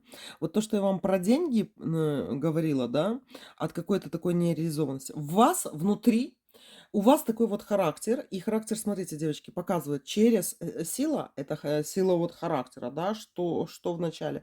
И вот с одной стороны, с другой стороны, по королю. Король это вот, скажем так, мужская энергия внутри вас. Мы можем быть женщинами, но все мы разные женщины. Кто-то утю-тю, да, кто-то маленький, нежная какая-то там маленькая нежная девочка, которая и в 60 лет, например, девочка, да, вот есть такое. А вы нет. У вас есть вот такой какой-то серьезный мужской стержень. И, скорее всего, он идет по вашей отцовской линии, по дедам, по отцу, по дедам. Вот как, кстати, вы можете рассмотреть и со стороны матери, да, своего деда, и со стороны отца своего деда, или вообще вот эту линию. То есть вот эти такие вот какие-то депрессии переживали уже какие-то мужчины из вашего рода. И, возможно, вот эта вот сила, это что вам передалось именно от мужчин ваших, мужчин по вашему роду. Понимаете? Что-то такое вам передалось, в плане по 11 старшему аркану сила, да, какая-то сила по мужскому роду. Возможно, это может проявляться в каких-то мужских чертах характера ваших, да. То есть вы, наверное, можете идти, напролом, да, всегда готовы к бою. Вот есть какой-то бойцовский, э, бойцовская какая-то закалка в вас, да, мужской вот этот стержень. Но в то же время из-за того, что вы женщина, понимаете? Ну, мы сейчас для девочек гадаем, поэтому если вы мальчики, вот просто вот это вот женское, что-то уберите к себе лучше, так вот кальку наложить, как канву какую-то, тогда будет проще. Но если говорить про большинство, кто из девочек смотрит мой канал, да, получается, что у вас вот это вот какая-то мужская сила, которая, какая-то добывательская сила добытчика какого-то и реализатора, творца какого-то, да. И вот смотрите, они выпали по разным сторонам. И по факту, вот если посмотреть, да, возможно, вы, э из-за того, что я делаю такое вот предположение, потому что бывает такое, что вот, например, скрыты мужские черты характера, мужской стержень в женском теле. И, например, как это может проявляться, да? Допустим, я с этим сталкивалась, когда, например, устраивалась на работу, то есть на собеседование, на какие-то там, это вот, инженером по снабжению, машиностроительный цех, да? И у меня были конкуренты мужчины. И меня не выбирали, и мы вот так, у нас были собеседования по несколько часов, да, вот и даже интервью, собеседование, потому что такие, ну, такие вот должности были, что там вот прям нужен тот человек, который нужен, скажем так. И у меня всегда это было в двух случаях, ну и потому я и говорю всегда, когда я конкурировала с мужчинами, люди опирались на какую-то логику, что мужчина справляется с этими обязанностями лучше. И поэтому, например, мне было, скажем так, вдвойне тяжелее. Мне надо было показывать свой какой-то ну, бойцовский характер, скажем так, да, что мне претило, мне не хотелось этого делать. И из-за этого у меня не то, что там вот прям депрессия была, но такие вот мысли. В общем, девочки, тут немного прервалось видео. Э, В принципе, тут больше ничего добавить, да.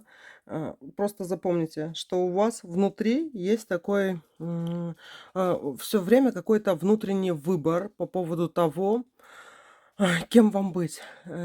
Мужчиной в юбке или женщине в мужских брюках, да? И вам в жизни очень много надо вот таких вот сил для того понимать, кто вы являетесь в тот или иной момент. И знаете, что я вам могу здесь посоветовать, да? Очень трудно себя идентифицировать вообще по-нормальному, да, одним и тем же человеком в разных ситуациях, когда нам надо и маленькой девочкой быть, и в то же время таким, знаете, кем-то стержневым, сильным и все остальное. И тут я вам могу посоветовать одно. Тут можно вот прям переключаться. Вы никогда не задумывались о том, что вы, например, можете быть, вот чтобы у вас жило две таких личности, чтобы маленькая девочка внутри вас, хорошая, добрая, она решала одни вопросы или, например, вообще ничего не решала в этой жизни, а наслаждалась жизнью, да. А то другое ваше истинное "я", которое стержневое, сильное, вот даже где-то мужское, чтобы вот оно включалось именно тогда, когда этому нужно включаться, и выключалось именно тогда, когда вам это не надо, да. То есть не надо быть все время какими-то напряженными, вот прям переключаться. И это на самом деле не так сложно сделать, просто надо вот это вот контролировать в себе. То есть контролировать время, когда, да, у вас есть сложные задачи, и вы включаете вот своего внутреннего, скажем так, мужика, да. И вы должны всегда знать, где у вас есть то время, когда вы можете расслабиться, скажем так, одеть ту юбочку, да, розовое платьице и бантики, и просто побыть, знаете, кем? Самой собой, правда, мои девочки? Поэтому вот много кто, кстати, занимается всякими медитациями, кто-то ходит на танцы, да, очень много кто, девочки, входят на фитнесы, там, в тренажерные залы.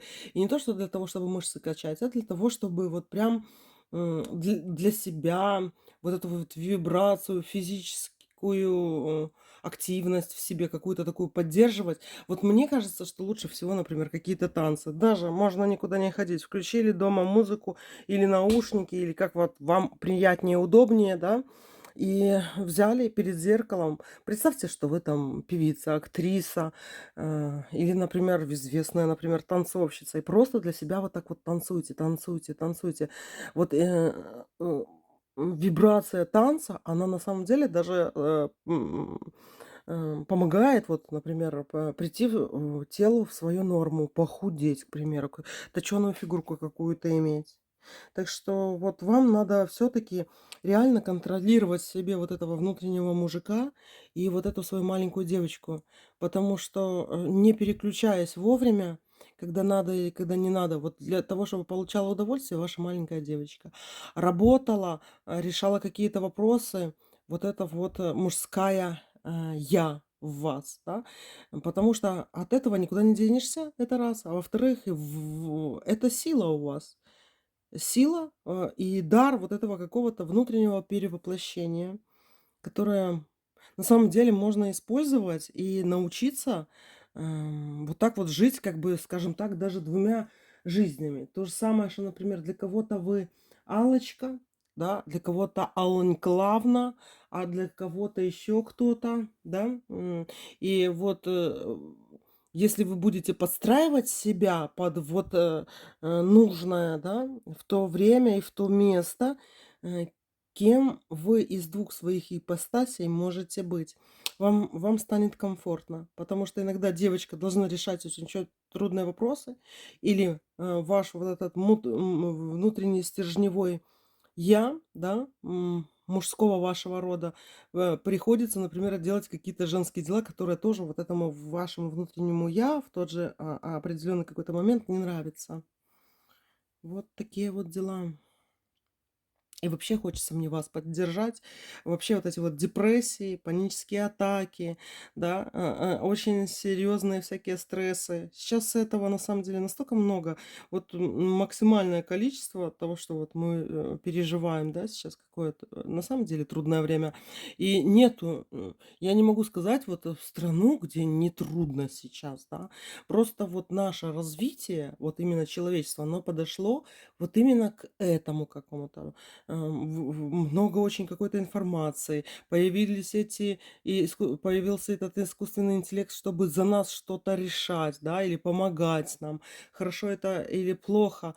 Наверное, это все-таки хорошо. Это как помощники появляются для того, чтобы нам не загружать лишний раз информацией собственные мозги, да, которые тоже рассчитаны на какой-то определенный объем переваривания чего-то, да. Вот такие вот дела.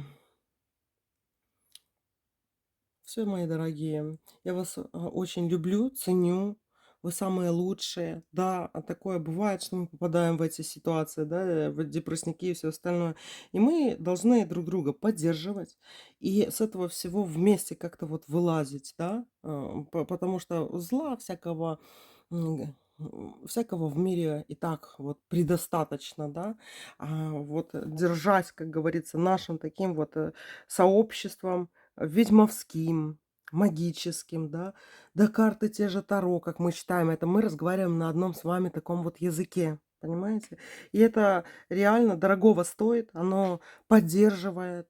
Вы меня поддерживаете, я вас поддерживаю и никогда не брошу. И для меня это очень важно для того, чтобы вас как-то поддержать, чтобы вы чувствовали, что я тоже вместе с вами. И нету ни одного человека, потому что я тоже большой эмпат, да, и нету ни одного человека, которого бы я, например, как-то не поняла, наверное. Ну, только вот я не понимаю завистливых таких, которые, знаете, гребут там что-то под себя, забирая у других и делая других несчастным. Вот это я не приемлю.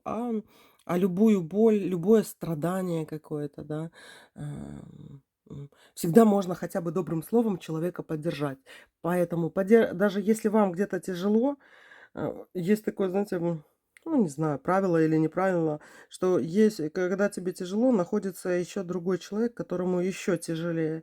И самое главное, самое человечное, когда в этот момент, когда тебе тяжело, да, у тебя находится хотя бы одно доброе слово для другого. И насколько вот доброта украшает, да, человека. Все, мои любимые.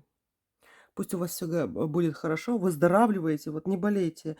И не надо там бороться со своими депрессиями, надо просто избавляться от них, просто вот выкидывать, да, и больше чего-то доброго, такого светлого в свое сердечко пускать. Все, котики, пока-пока.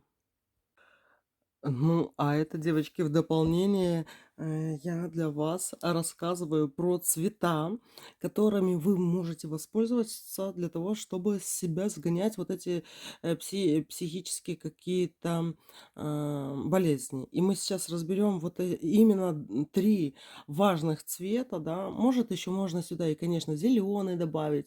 Про черный цвет у меня тоже видео есть. Вот что он обозначает такой, ну, правда, я давно уже снимала, но есть черный цвет, да. Но вот именно как про депрессии, и именно такое, знаете, душевное заболевание, когда вот мы переживаем, да, что мне помогает, и я вам тут положила показать просто на примере 3 моих, например, футболки, которые я одеваю в зависимости от того, вот я их реально использую для своих таких лечебных целей. Добавляю вниз уже вот по желанию какой-то низ, да. Но еще, кстати, что я сюда добавляю для того, чтобы больше прочувствовать цвет, это обувь одного и того же цвета. То есть красная майка, красная обувь. Может быть, это, знаете, как говорится, стильно, не стильно, уже пофиг, когда не до этого, да. Белая обувь, синяя обувь. А вот, например, низ я вот именно на ноги уже как бы э, просто под настроение, да, что-то такое подбираю.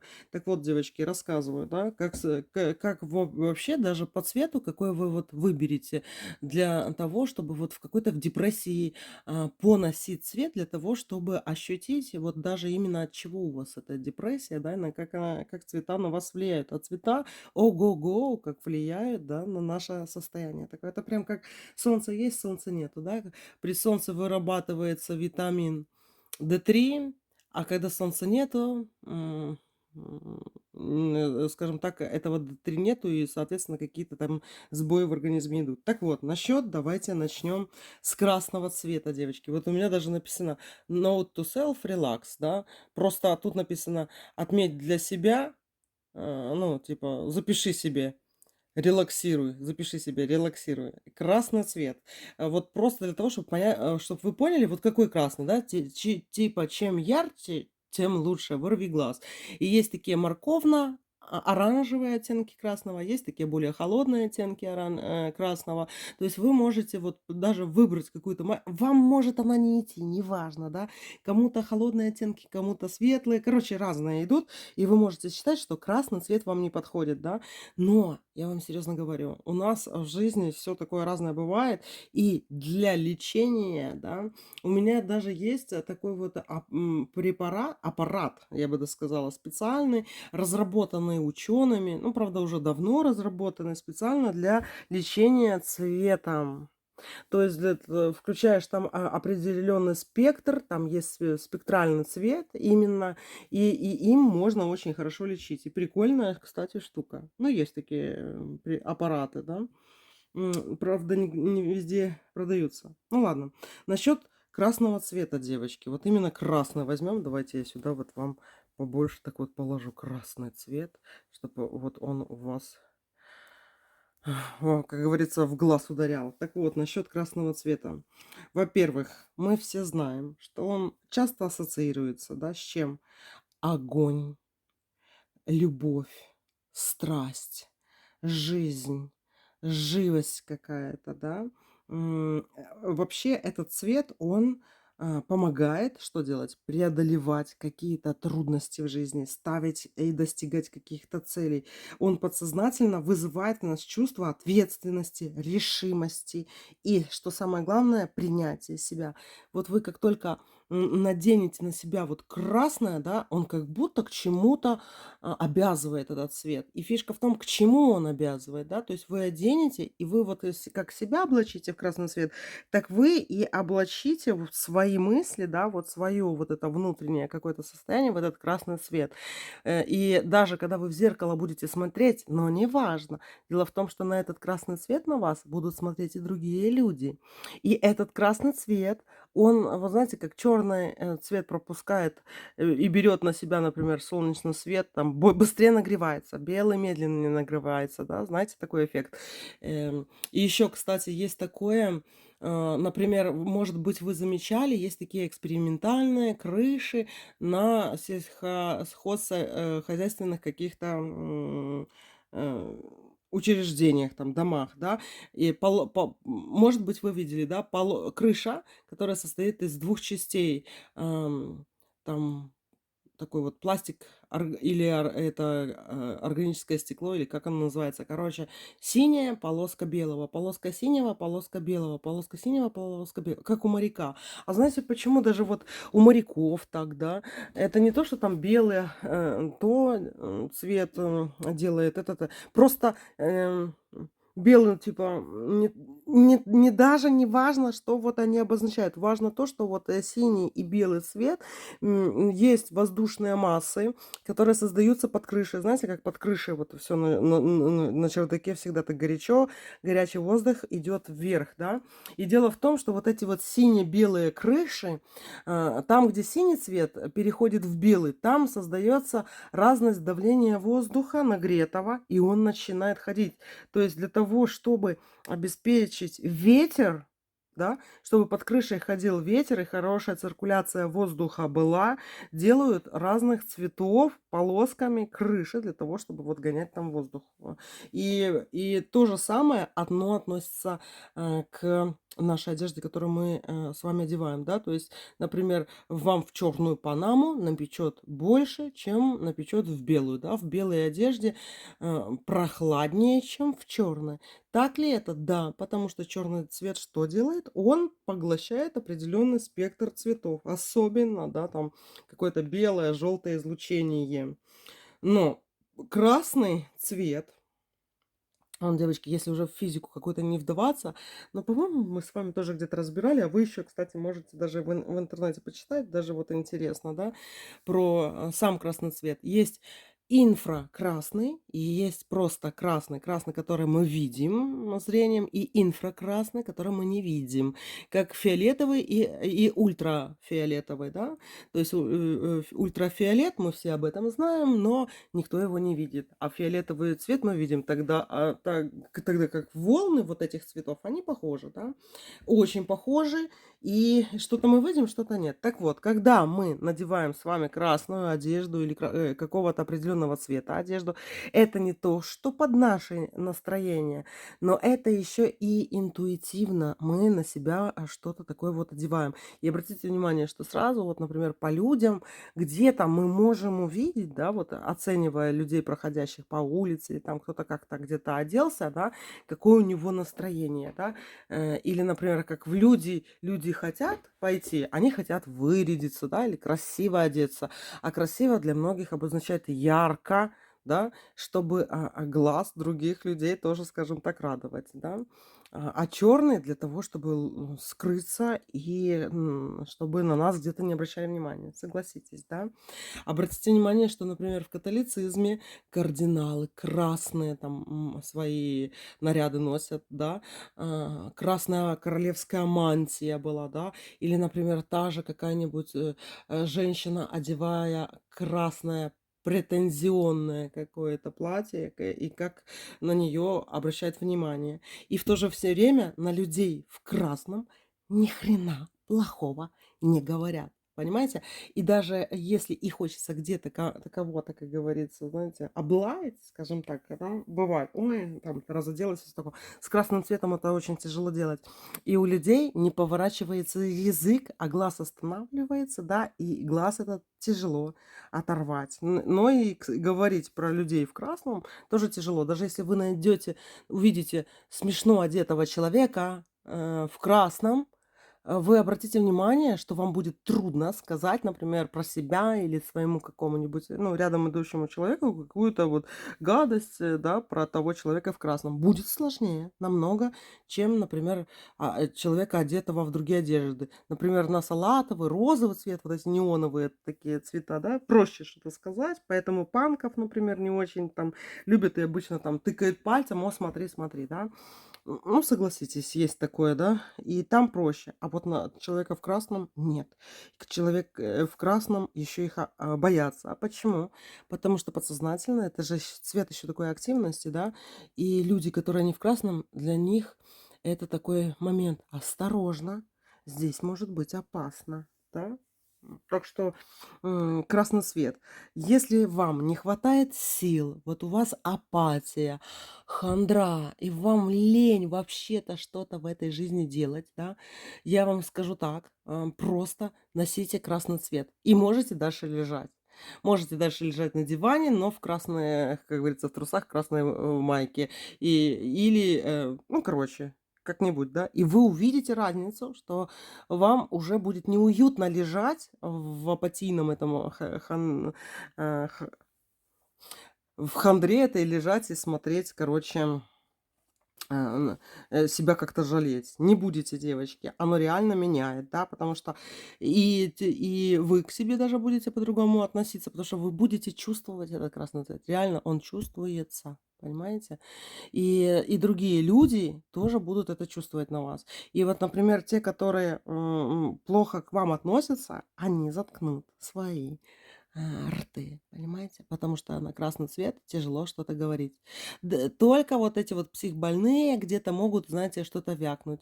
Но они будут после этого жалеть и бояться. Да, они тоже гавкнули или что-то, лаянули, да, но они боятся, девочки. И вот реально просто даже красного цвета. И еще почему? Это как энергетик, да. То есть мы, например, кто-то пьет энергетики, кто-то кофеин, там еще что-нибудь для поддержания какой-то активности. И вот это как внешний энергетик. Конечно, одной одежды, возможно, где-то кому-то будет мало, и где-то надо будет для того, чтобы выйти из этой депрессии, да, возможно, если вам ну, это, девочки, так трудно. Это надо смотреть очень сильно за своим вот там здоровьем и реакцией организма. То есть, если я вам скажу, вот попейте кофе или там, ну, каких-нибудь ягоды годжи пожуйте, кстати, да, или там черноплодная рябина, кстати, хорошо влияет, там гранат, красные соки все, они тоже вот прям энергетику повышают. Если, может, найдете, например, нектар черничный, да, именно не голубичный, а именно черничный. Он тоже вот прям повышает. Кому-то даже хватит вот этого старого, обычного, всем известного цитрамона. Да? Есть такие таблетки, цитрамон. Много кто там, может, у кого-то там пил от головной боли и все остальное. Но на самом деле я до сих пор тоже не могу понять влияние этого цитрамона. Потому что там есть аспирин, парацетамол внутри, кофеин, да. Но, девочки, представьте, я пыталась собрать из других, то есть аспирин, например, Байера Г, ну, такой шипучий, растворимый. Потом парацетамол тоже какой-нибудь покупала, другой фирмы. И кофеин там тоже какой-то другой, да. И когда ты пьешь другие вот эти вот препараты, даже в одно и то же время, почти в такой же дозировке, как в цитрамоне, эффект от цитрамона совершенно другой, чем, например, от таких же вроде бы ингредиентов. Не знаю почему, для меня это какая-то загадка, так и осталось, не могу ее разгадать. И вот кого даже спрашивала, знающих, да, такие вот, почему это происходит, не знают насчет этого ответа. И красный цвет, конечно, он не для постоянного ношения, потому что невозможно в красном цвете все время находиться. И многим из вас, особенно в состоянии депрессии, будет неуютно, да. Но вот дело в том, что и вы можете подумать, что он вам типа не подходит. Нет, девочки, это просто вот он реально не носится совершенно долго. Возможно, даже если вы в день вот хотя бы на часик какой-то или там меньше времени будете надевать на себя вещи красного цвета, да, или даже сумочку одну какую-нибудь маленькую красную купить, вы просто походите и вы сложите, походите и сложите. Вот каждый день по чуть-чуть хотя бы ходите, просто одевайте на какое-то определенное время, как будто это упражнение у вас какое-то, да. И для чего это вообще, да? М, Во-первых, если вам не хватает любви, нам многим часто не хватает любви. И хочется какой-то любви от родителей, хочется любви там от детей, хочется любви от парней, от подруг какой-то, вот хочется какой-то любви. Когда вам именно вот вы себя поймали на таком желании, что вам хочется чего-то, даже в депрессии, но вот хочется, чтобы вас приголубили, обняли, там, сказали добрые слова, то, пожалуйста, надевайте хотя бы на 20 минут что-то красное такое, и вот в зеркало смотритесь, да, или позанимайтесь чем-нибудь, уборкой той же или еще чем-нибудь.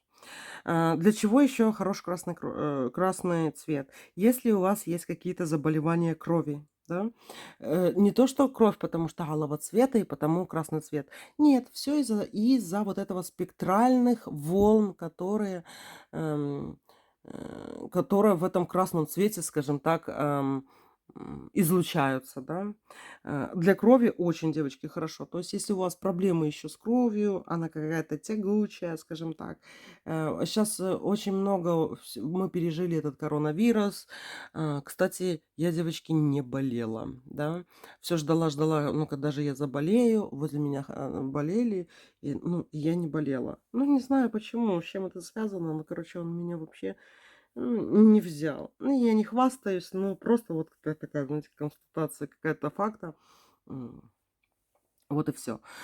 То есть, если у вас где-то кровь, надо разжижать, вы занимаетесь своим здоровьем, да, вы хотите там как-то, чтобы ее почистить ее, вот будете носить красный цвет хотя бы понемножку, да, не надо, может, даже целый день, сколько вам уютно в нем. Надоел, не носите. Ну, например, как только вы понимаете, что вы сейчас будете делать что-то, упражнения какие-то, чистки там или еще что-нибудь, одевайте вот вещи красного цвета.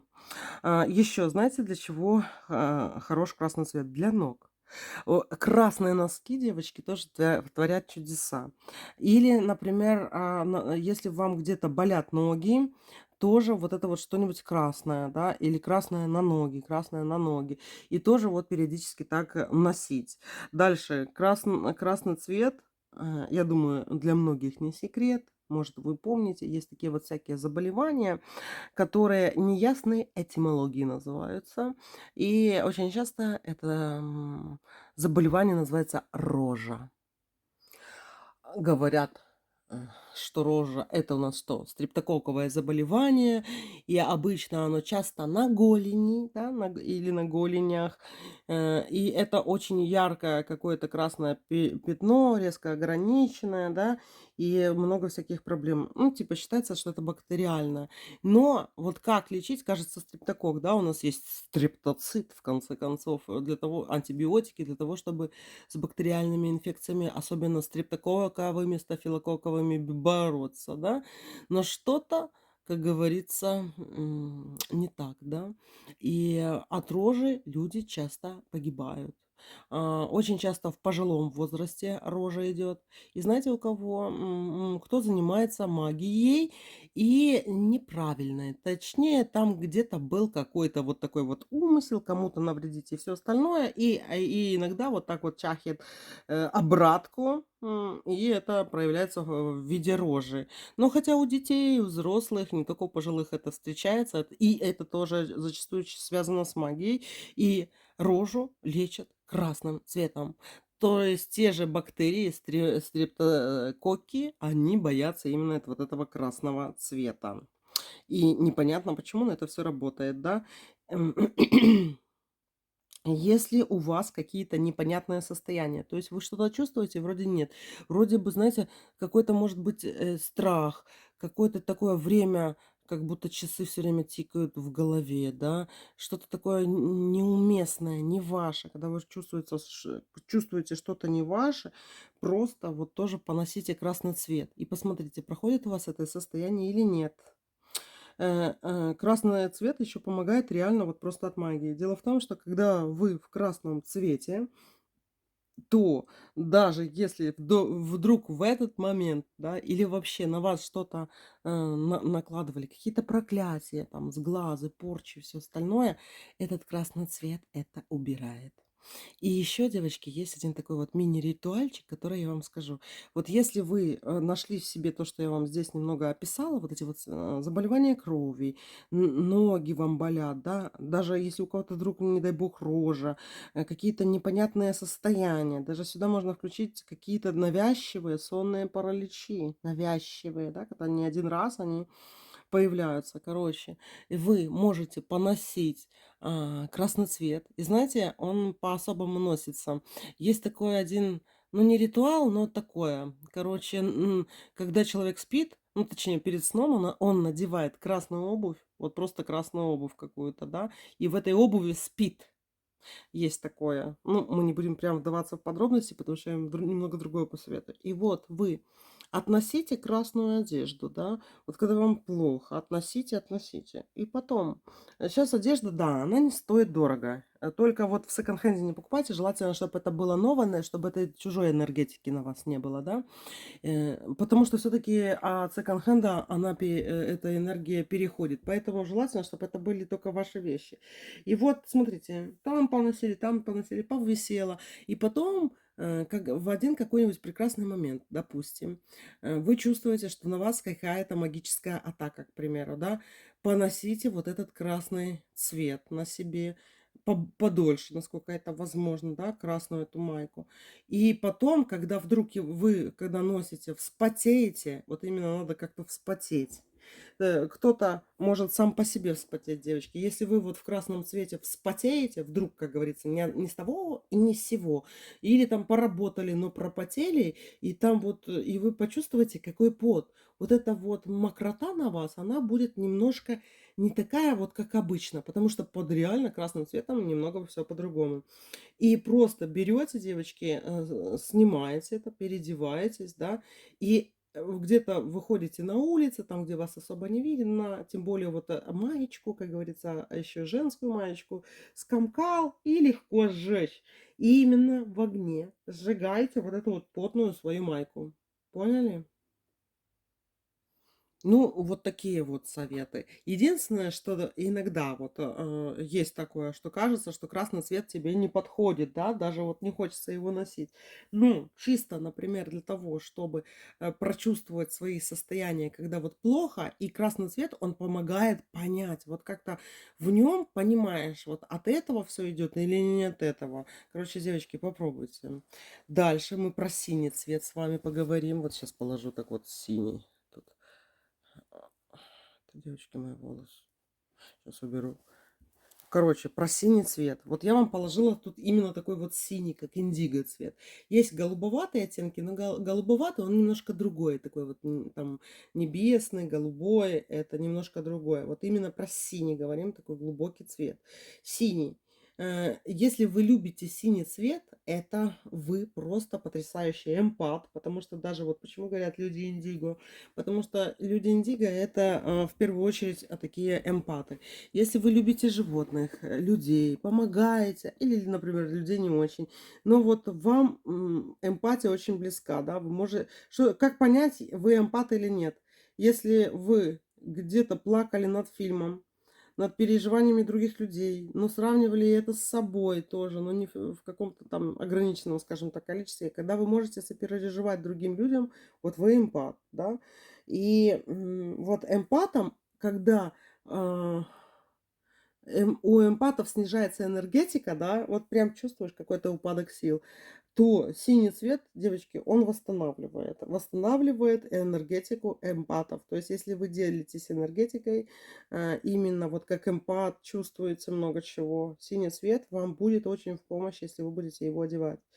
И м, и еще, девочки, если у вас эмоциональное выгорание, вот вы выгорели на работе, вот просто все уже достало, задолбала эта жизнь и все остальное, а все, одеваете тоже синий цвет. И вы, кстати, заметьте, что, например, в торговле, да, в каких-то таких вот местах, даже людям, которые очень часто с кем-то соприкасаются, тоже вот синие цвета. И очень хитрые маркетологи, люди менеджеры, которые отвечают за дружный коллектив, за то, чтобы коллектив успешно работал, например, с другими людьми, там очень много этого синего цвета и присутствует, да. А, например, те же политики используют темно-синий цвет для такой вот, не то, что это даже дресс-код, сколько еще какую-то такую доверительность, для доверия, девочки. Короче, и дальше. Если вы чувствуете у себя какие-то вот, что вам не тело сколько болит, а именно вот, знаете, боль души, душевная боль, да, то тоже надевайте на себя синий цвет. Хотите поплакать, берете, открываете шкаф, достаете синюю маечку и плачете. По крайней мере, вы выплачетесь, да, и вот это вот ощущение синего цвета, которое на вас, да, оно вытянет с вас вот, всё, вот перегруз, понимаете? Вытянет перегруз. Дальше, если к вам проявили несправедливость, да, и вот вы чувствуете обиду, какую-то неуверенность в себе тоже чувствуете, да. Вот когда неуверенность в себе, на кого-то обижены, мир несправедлив, одевайте на себя синий цвет, синие цвета. Вот я люблю, девочки, так. Вот меня вообще моментально выводит, например, так как я эмпат тоже, да, например, для того, чтобы мне восстановиться, я одеваю, особенно вот дома, когда занимаюсь домашними делами или с собой. Вот, например, когда вот у меня синие майки, они все время, например, то я крашу там волосы себе, да, да, девочки, я часто, ну, щас делаю все сама, короче. Ну, не знаю, я получаю от этого даже какое-то удовольствие. И вот я когда занимаюсь собой, я в синем цвете максимально, получаю удовольствие. И не то, что потому, что там мне синий нравится, не нравится и все остальное. Потому что именно когда я как эмпат собираю энергию, беру ее в себя, перевариваю, и мне надо потом, что-то опять где-то выдавать. И в синем цвете я максимально такая, знаете, умиротворенная, в гармонии какая-то, в дзене вся. И на что еще влияет, да, синий цвет? Если, например, вам болят именно почки, девочки, и вот при болях в почках какие-то такие вот тянущие боли, да, синий цвет вообще тоже помогает. Дальше мозг. Если вам мигрени, болит голова, да, там можно там и препараты какие-то, только не анальгетики. Как я знаю, как врач скорой помощи, да, она говорит, как люди достали те, которые все время, как только болит голова, они просто пьют анальгетики. Анальгин, там еще какие-нибудь, ну, вы знаете, да, вот эти вот обезболивающие, и просто купируют боль. А с чем это связано? А может, это давление, а может быть, это то, а может быть, пятое, десятое. И они неправильно лечатся именно анальгетиками. И с одной стороны, получается, анальгетики придуманы, да, во зло, да, человечеству. С одной стороны, как бы купирует боль, но с другой стороны, болезненности нет, но проблема-то не решается. А если выпить правильную таблетку от чего-то другого, но не от боли, а именно то, что, как бы, знаете, помогает, поддерживает и лечит, то эта боль проходит тоже сама собой. Так вот, если вам болит мозг, мозги болят, когда много чего-то надо решать, да, и у вас появляется какая-то рассеянность, синий цвет вас соберет. Когда ушки болят, да, и когда плохо слышат люди, тоже хорошо синий цвет носить. На глаза девочки влияет тоже. То есть, смотрите, близорукость, дальнозоркость, какое-то там рассеянное, туман, там звездочки и все такое связано с синим цветом. Синий цвет помогает это все поддерживать. И, девочки, именно руки. Руки, мозг, почки, уши, глаза. Вот этот цвет, он помогает в лечении тех состояний неровных, похожих на болезнь или болезненных тоже, да, которые касаются именно вот этих органов и частей тела. Так что синий, вот если вы эмпат, психопат, как я люблю говорить, да, если у вас эмоциональное выгорание, именно болька в душе, тоскливость, обиды, неуверенность в себе, вам поможет синий цвет. Одевайте синий и дальше пытайтесь жить эту жизнь. И вы увидите, как вот это состояние подавленности, выгорания, они будут, девочки, сходить на нет именно тогда, когда вы вот прям дела какие-то будете делать, заниматься собой. Понимаете? Так, ну и, кстати, примеры у меня есть. Я знаю вот людей, которые, вот знаете, вышивки, халаты с вышивками любят, и именно синие. Потому что когда ты в синем халате, ты занимаешься именно собой, и вообще максимально вот душевно здоровые люди получаются в таких вот синих халатах. Так что попробуйте, попробуйте. Даже если вы не особо любите синий цвет, да, пусть у вас будет какая-вот такая вот вещица интересная. Хотя бы маечка, халатик там, пижамка та же. Помогает ли синий цвет от магии? Нет, девочки, не помогает. Ну, по крайней мере, это мое субъективное мнение, да. Если кому-то что-то такое синее будет работать, то напишите в комментариях, да, нам тоже будет интересно всем узнать, если там сравнить. Так, дальше. И белый цвет, мои дорогие. У меня тут написано там без правил, no rules. Короче, белый цвет. Белый цвет, на который вот не обращают внимания. Да? Мы все знаем, что невеста в белом, там и сейчас белый входит в моду, ла-ла-ла, тополя. Для чего мы используем, вот если у вас депрессия, белый цвет? Да? Депрессия, апатия, все остальное. Он тоже не всем в депрессии подходит. Кому он подходит? Целителям. Если вы целитель, и занимаетесь, вот, скажем так, мануальными терапиями. Если вы лечите руками, если вы занимаетесь массажами, если вы вот, блин, как доктора в белых халатах, скажем так, да, целители должны восстанавливаться и почаще ходить в белом цвете. Да, он маркий, но, как говорится, благородную душу ничем не запятнаешь. И если вас энергетически пьют, то есть если вас вампирят, вампиры, то вам поможет белый цвет. Если рядом лярвы вот красные особо не любят. Они могут гавкать вот рядом, да, но они его боятся. Но насчет белого, когда вы в белой одежде, вас боятся энергетические вампиры. Но с белым цветом надо так. Вот одной вещи недостаточно. Вот в белый надо прям, знаете, как одеться полностью. То есть пусть это будет белый халат, белое платье. Это белый верх, белый низ, да. Можно белый верх и белые ботинки. На меня действуют хорошо, девочки. Вот я очень, кстати, часто люблю белую обувь носить. Точнее, я все время ношу эту белую обувь. Почему? Потому что, не то, что там в апатии какой-то, в депрессии или еще что-то. Я просто вот как подтаскиваю себе энергию от земли. Вот мне, и я отношусь к стихии воздуха, я водолей. И дело в том, что вот меня все время ноги носят фиг пойми куда. Но в белой обуви мне хватает, скажем так, какого-то, у меня энергетика повышается. Я хожу правильными дорогами, более целенаправленно, чем, например, в какой-то другой. А вот, кстати, в красной обуви, да, и я предпочитаю много не ходить. И в основном вот, практикую дома, там где-то на какой-то выгул, в парке, но не по своим целям каким-то, а вот так вот, как будто хаотичное какое-то движение. Ну, у меня так. Может, для того, чтобы, знаете, всяких магов, которые пытаются там что-то делать, запутать, скажем так. Дальше. Э, если к вам плохое отношение окружающих, то есть вы видите, что вас где-то недолюбливают, да, сквернословят, говорят гадости, сплетни за вашей спиной. И вот вам бы хотелось, к себе более хорошего отношения людей, да.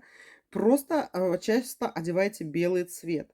У меня, например, супер работало, вот этот вот дресс-код, черно-белый, черно-белый. Но я, например, все время вот белый ближе к себе. То есть блузка белая, да, это классика такая, ближе к телу. Наверх можете уже все что угодно одеть. Но насколько это настраивает людей, насколько люди становятся расположенными к вами, вы это просто увидите, нося просто белый цвет там, где вас, как говорится, не любят. И насчет, например, физики. а, Если у вас болит шея, грудь, гениталии какие-то проблемы, в груди какие-то проблемы такие, именно шея болит, да, м, то вот этот вот, белый цвет в этих местах, да, он будет тоже вот, вас, м, как-то вот вы будете правильно лечиться, да, правильные мысли будут приходить к вам по поводу того, как, например, от той или иной проблемы избавиться. И, кстати, насчет вот гениталий, я здесь сказала, да, белое белье, девочки, белое белье. Как только вам где-то чего-то вдруг ни с того ни с сего заболело, или все остальное, просто, э, купите, например, себе, хлопковые, девочки, такие, знаете, бабушатные, можно нижнее белье такое бабушкино купить, да, белое именно, или там в мелкие цветочки, все остальное. И, просто вы как вот прячете, эм вот эти вот свои сокровенные места.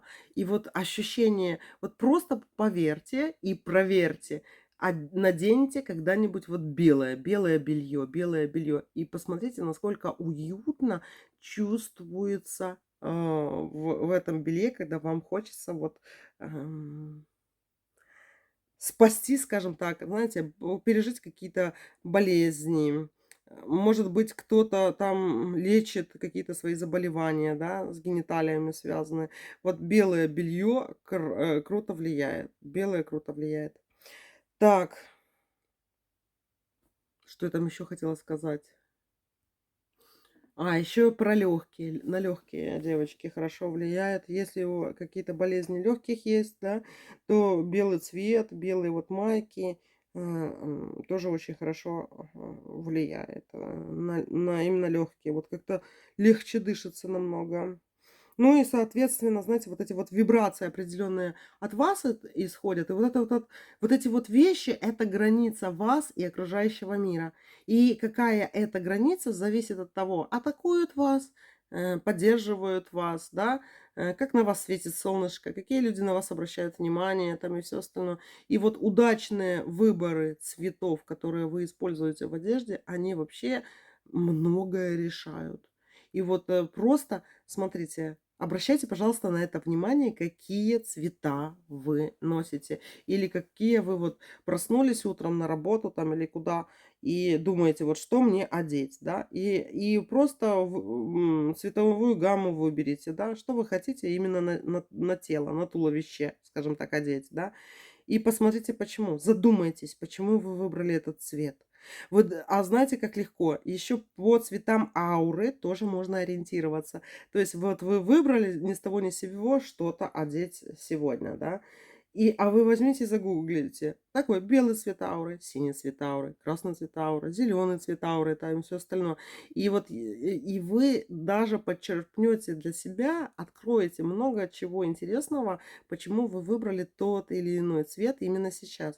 И вы можете проверить, что на вас больше в этот момент влияет прошлое, которое там угнетает или радует, и вы выбираете этот цвет, или вы уже ориентированы на будущее, на эти будущие ситуации, и вы будете одевать свои, скажем так, счастливые вещи. Кстати, счастливые вещи у вас есть? Например, те вещи, в которых вы, например, знакомитесь с классными мужчинами, там, любимое платье выходного дня, или, может быть, у вас любимый цвет такого выхода какого-то. Ну, вот насчет вот этих депрессий, апатии, хандры. И вот цвет, он действительно, на самом деле, очень много влияет как на вот эту вот депрессию, хандру и апатию, девочки. Реально. Правильная выбранная одежда, да, капец как влияет. И вот, например, когда у меня вот совсем недавно был такой вот момент, да, я, например, спала в голубой, скажем так, сорочке, да, утром мне пришлось сразу такие, знаете, незваные гости заявились ко мне. И в этот момент, когда они заявились, я резко одела белую майку, да, резко белую майку, вот для того, чтобы что чувствовать, да, эм, чтобы меня энергетически не попили, чтобы ко мне хорошо относились, потому что могут и плохо отнестись, да, вот вообще незнакомые люди. Мне надо было так, чтобы меня приняли хорошо, люди расслабились, вот даже заходя ко мне, да, расслабились, приняли меня хорошо, сразу хоба, я в белом. Никакого голубого, понимаете? Вот такие вот дела. И чтобы мне было даже, как говорится, легче дышать. Поэтому контролируйте то, что вы одеваете, и то, что одевают ваши близкие. Вот такие дела. Может, про другие цвета тоже сниму вам болталку такую. Но вот именно для депрессии, девочки, посмотрите, что белый, синий и красный реально зарешивает. Если вы в темных цветах одежды, лучше их снять. И не то, что там яркое, что-то такое, знаете, рубашку спальни маме, типа, одевать, да, или там красный купальник. Нет. Вот именно просто какое-то время в этих своих депрессивных состояниях, в угнетенных состояниях что-то такое поносить, девочки. И знаете, например, про белый цвет тоже. В белом я, например, люблю плакать. Ну вот мне, и если хочется там себя пожалеть и все остальное, да, вот мне нравится в белом. И тоже я знаю вот ответ, потому что я, как говорится, ищу иногда виноватых, да. То есть мне хочется кого-то обвиноватить из окружающих, потому в белом цвете. Если я хочу сама с собой справиться, да, это синий. Но синий я не одеваю, я делаю хитро.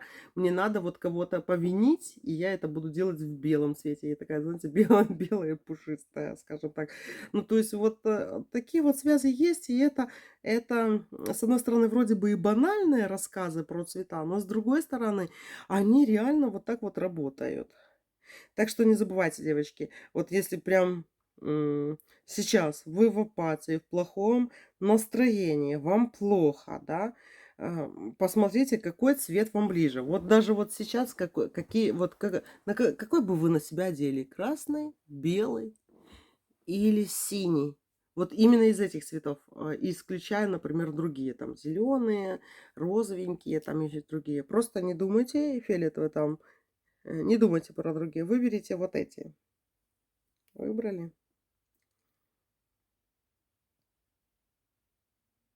И вот, еще раз скажу, если вы выбрали красный сейчас и хотите его одеть, да, значит, вам хочется живости, активности, а, ам, Вам надо любовь, вам надо вот это, чужие слова любви. И даже если вам этого не хватает, есть такие люди, к которым вы можете в этом красном пойти, как говорится, и попросить: "Любимый, дорогой", или там мама, или папа, или кто-нибудь, "Скажи мне, что ты меня сильно любишь". И пусть они вам говорят, и вы так нахватаетесь, даже попрося у них этих слов, да, это пройдет через красный цвет к вашему сердцу и во много раз усилится. Если вы выбрали белый цвет, девочки, и вам хочется сейчас, например, в депрессии, в апатии, например, его одеть, да, это говорит о том, что вам, вы хотите хорошего к себе, вот прям отношения окружающих. Это говорит о том, что вы человек, который делится своей силой духовной, да, это не то, что эмпат, а целитель. Вы целитель. И вы выбрали в депрессии, в апатии, в хандре белый цвет? Да вам цены нет как человек. Вы целитель. Вы можете и котенка, и ребенка, и голубя спасти, кого угодно. И одна из ваших кармических задач это, да, кому-то помочь, кого-то спасти.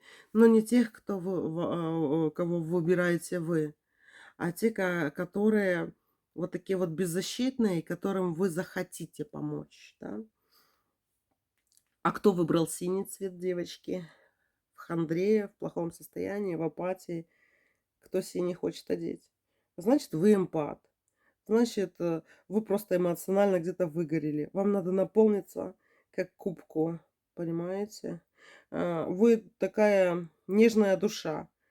Часто может, кажется, что вам можно ошибаться. Вам можно ошибаться в жизни, девочки, как никому. Если к другим людям, которые красный или белый вы щас, выбрали, к примеру, да, то, возможно, им нельзя ошибаться, скажем так, в жизни, а вам можно. Знаете почему? Потому что вы эмпат. Вы не ошибаетесь в жизни, вы учитесь для того, чтобы чувствовать больше, да. И одна из, кармических ваших задач- это, чувствовать других, находить нужные слова, для себя находить нужные слова, для других находить нужные слова. Значит, в вас какая-то, обида, которую хочется просто синим цветом, синим пламенем выжечь, понимаете? Вот такие вот дела.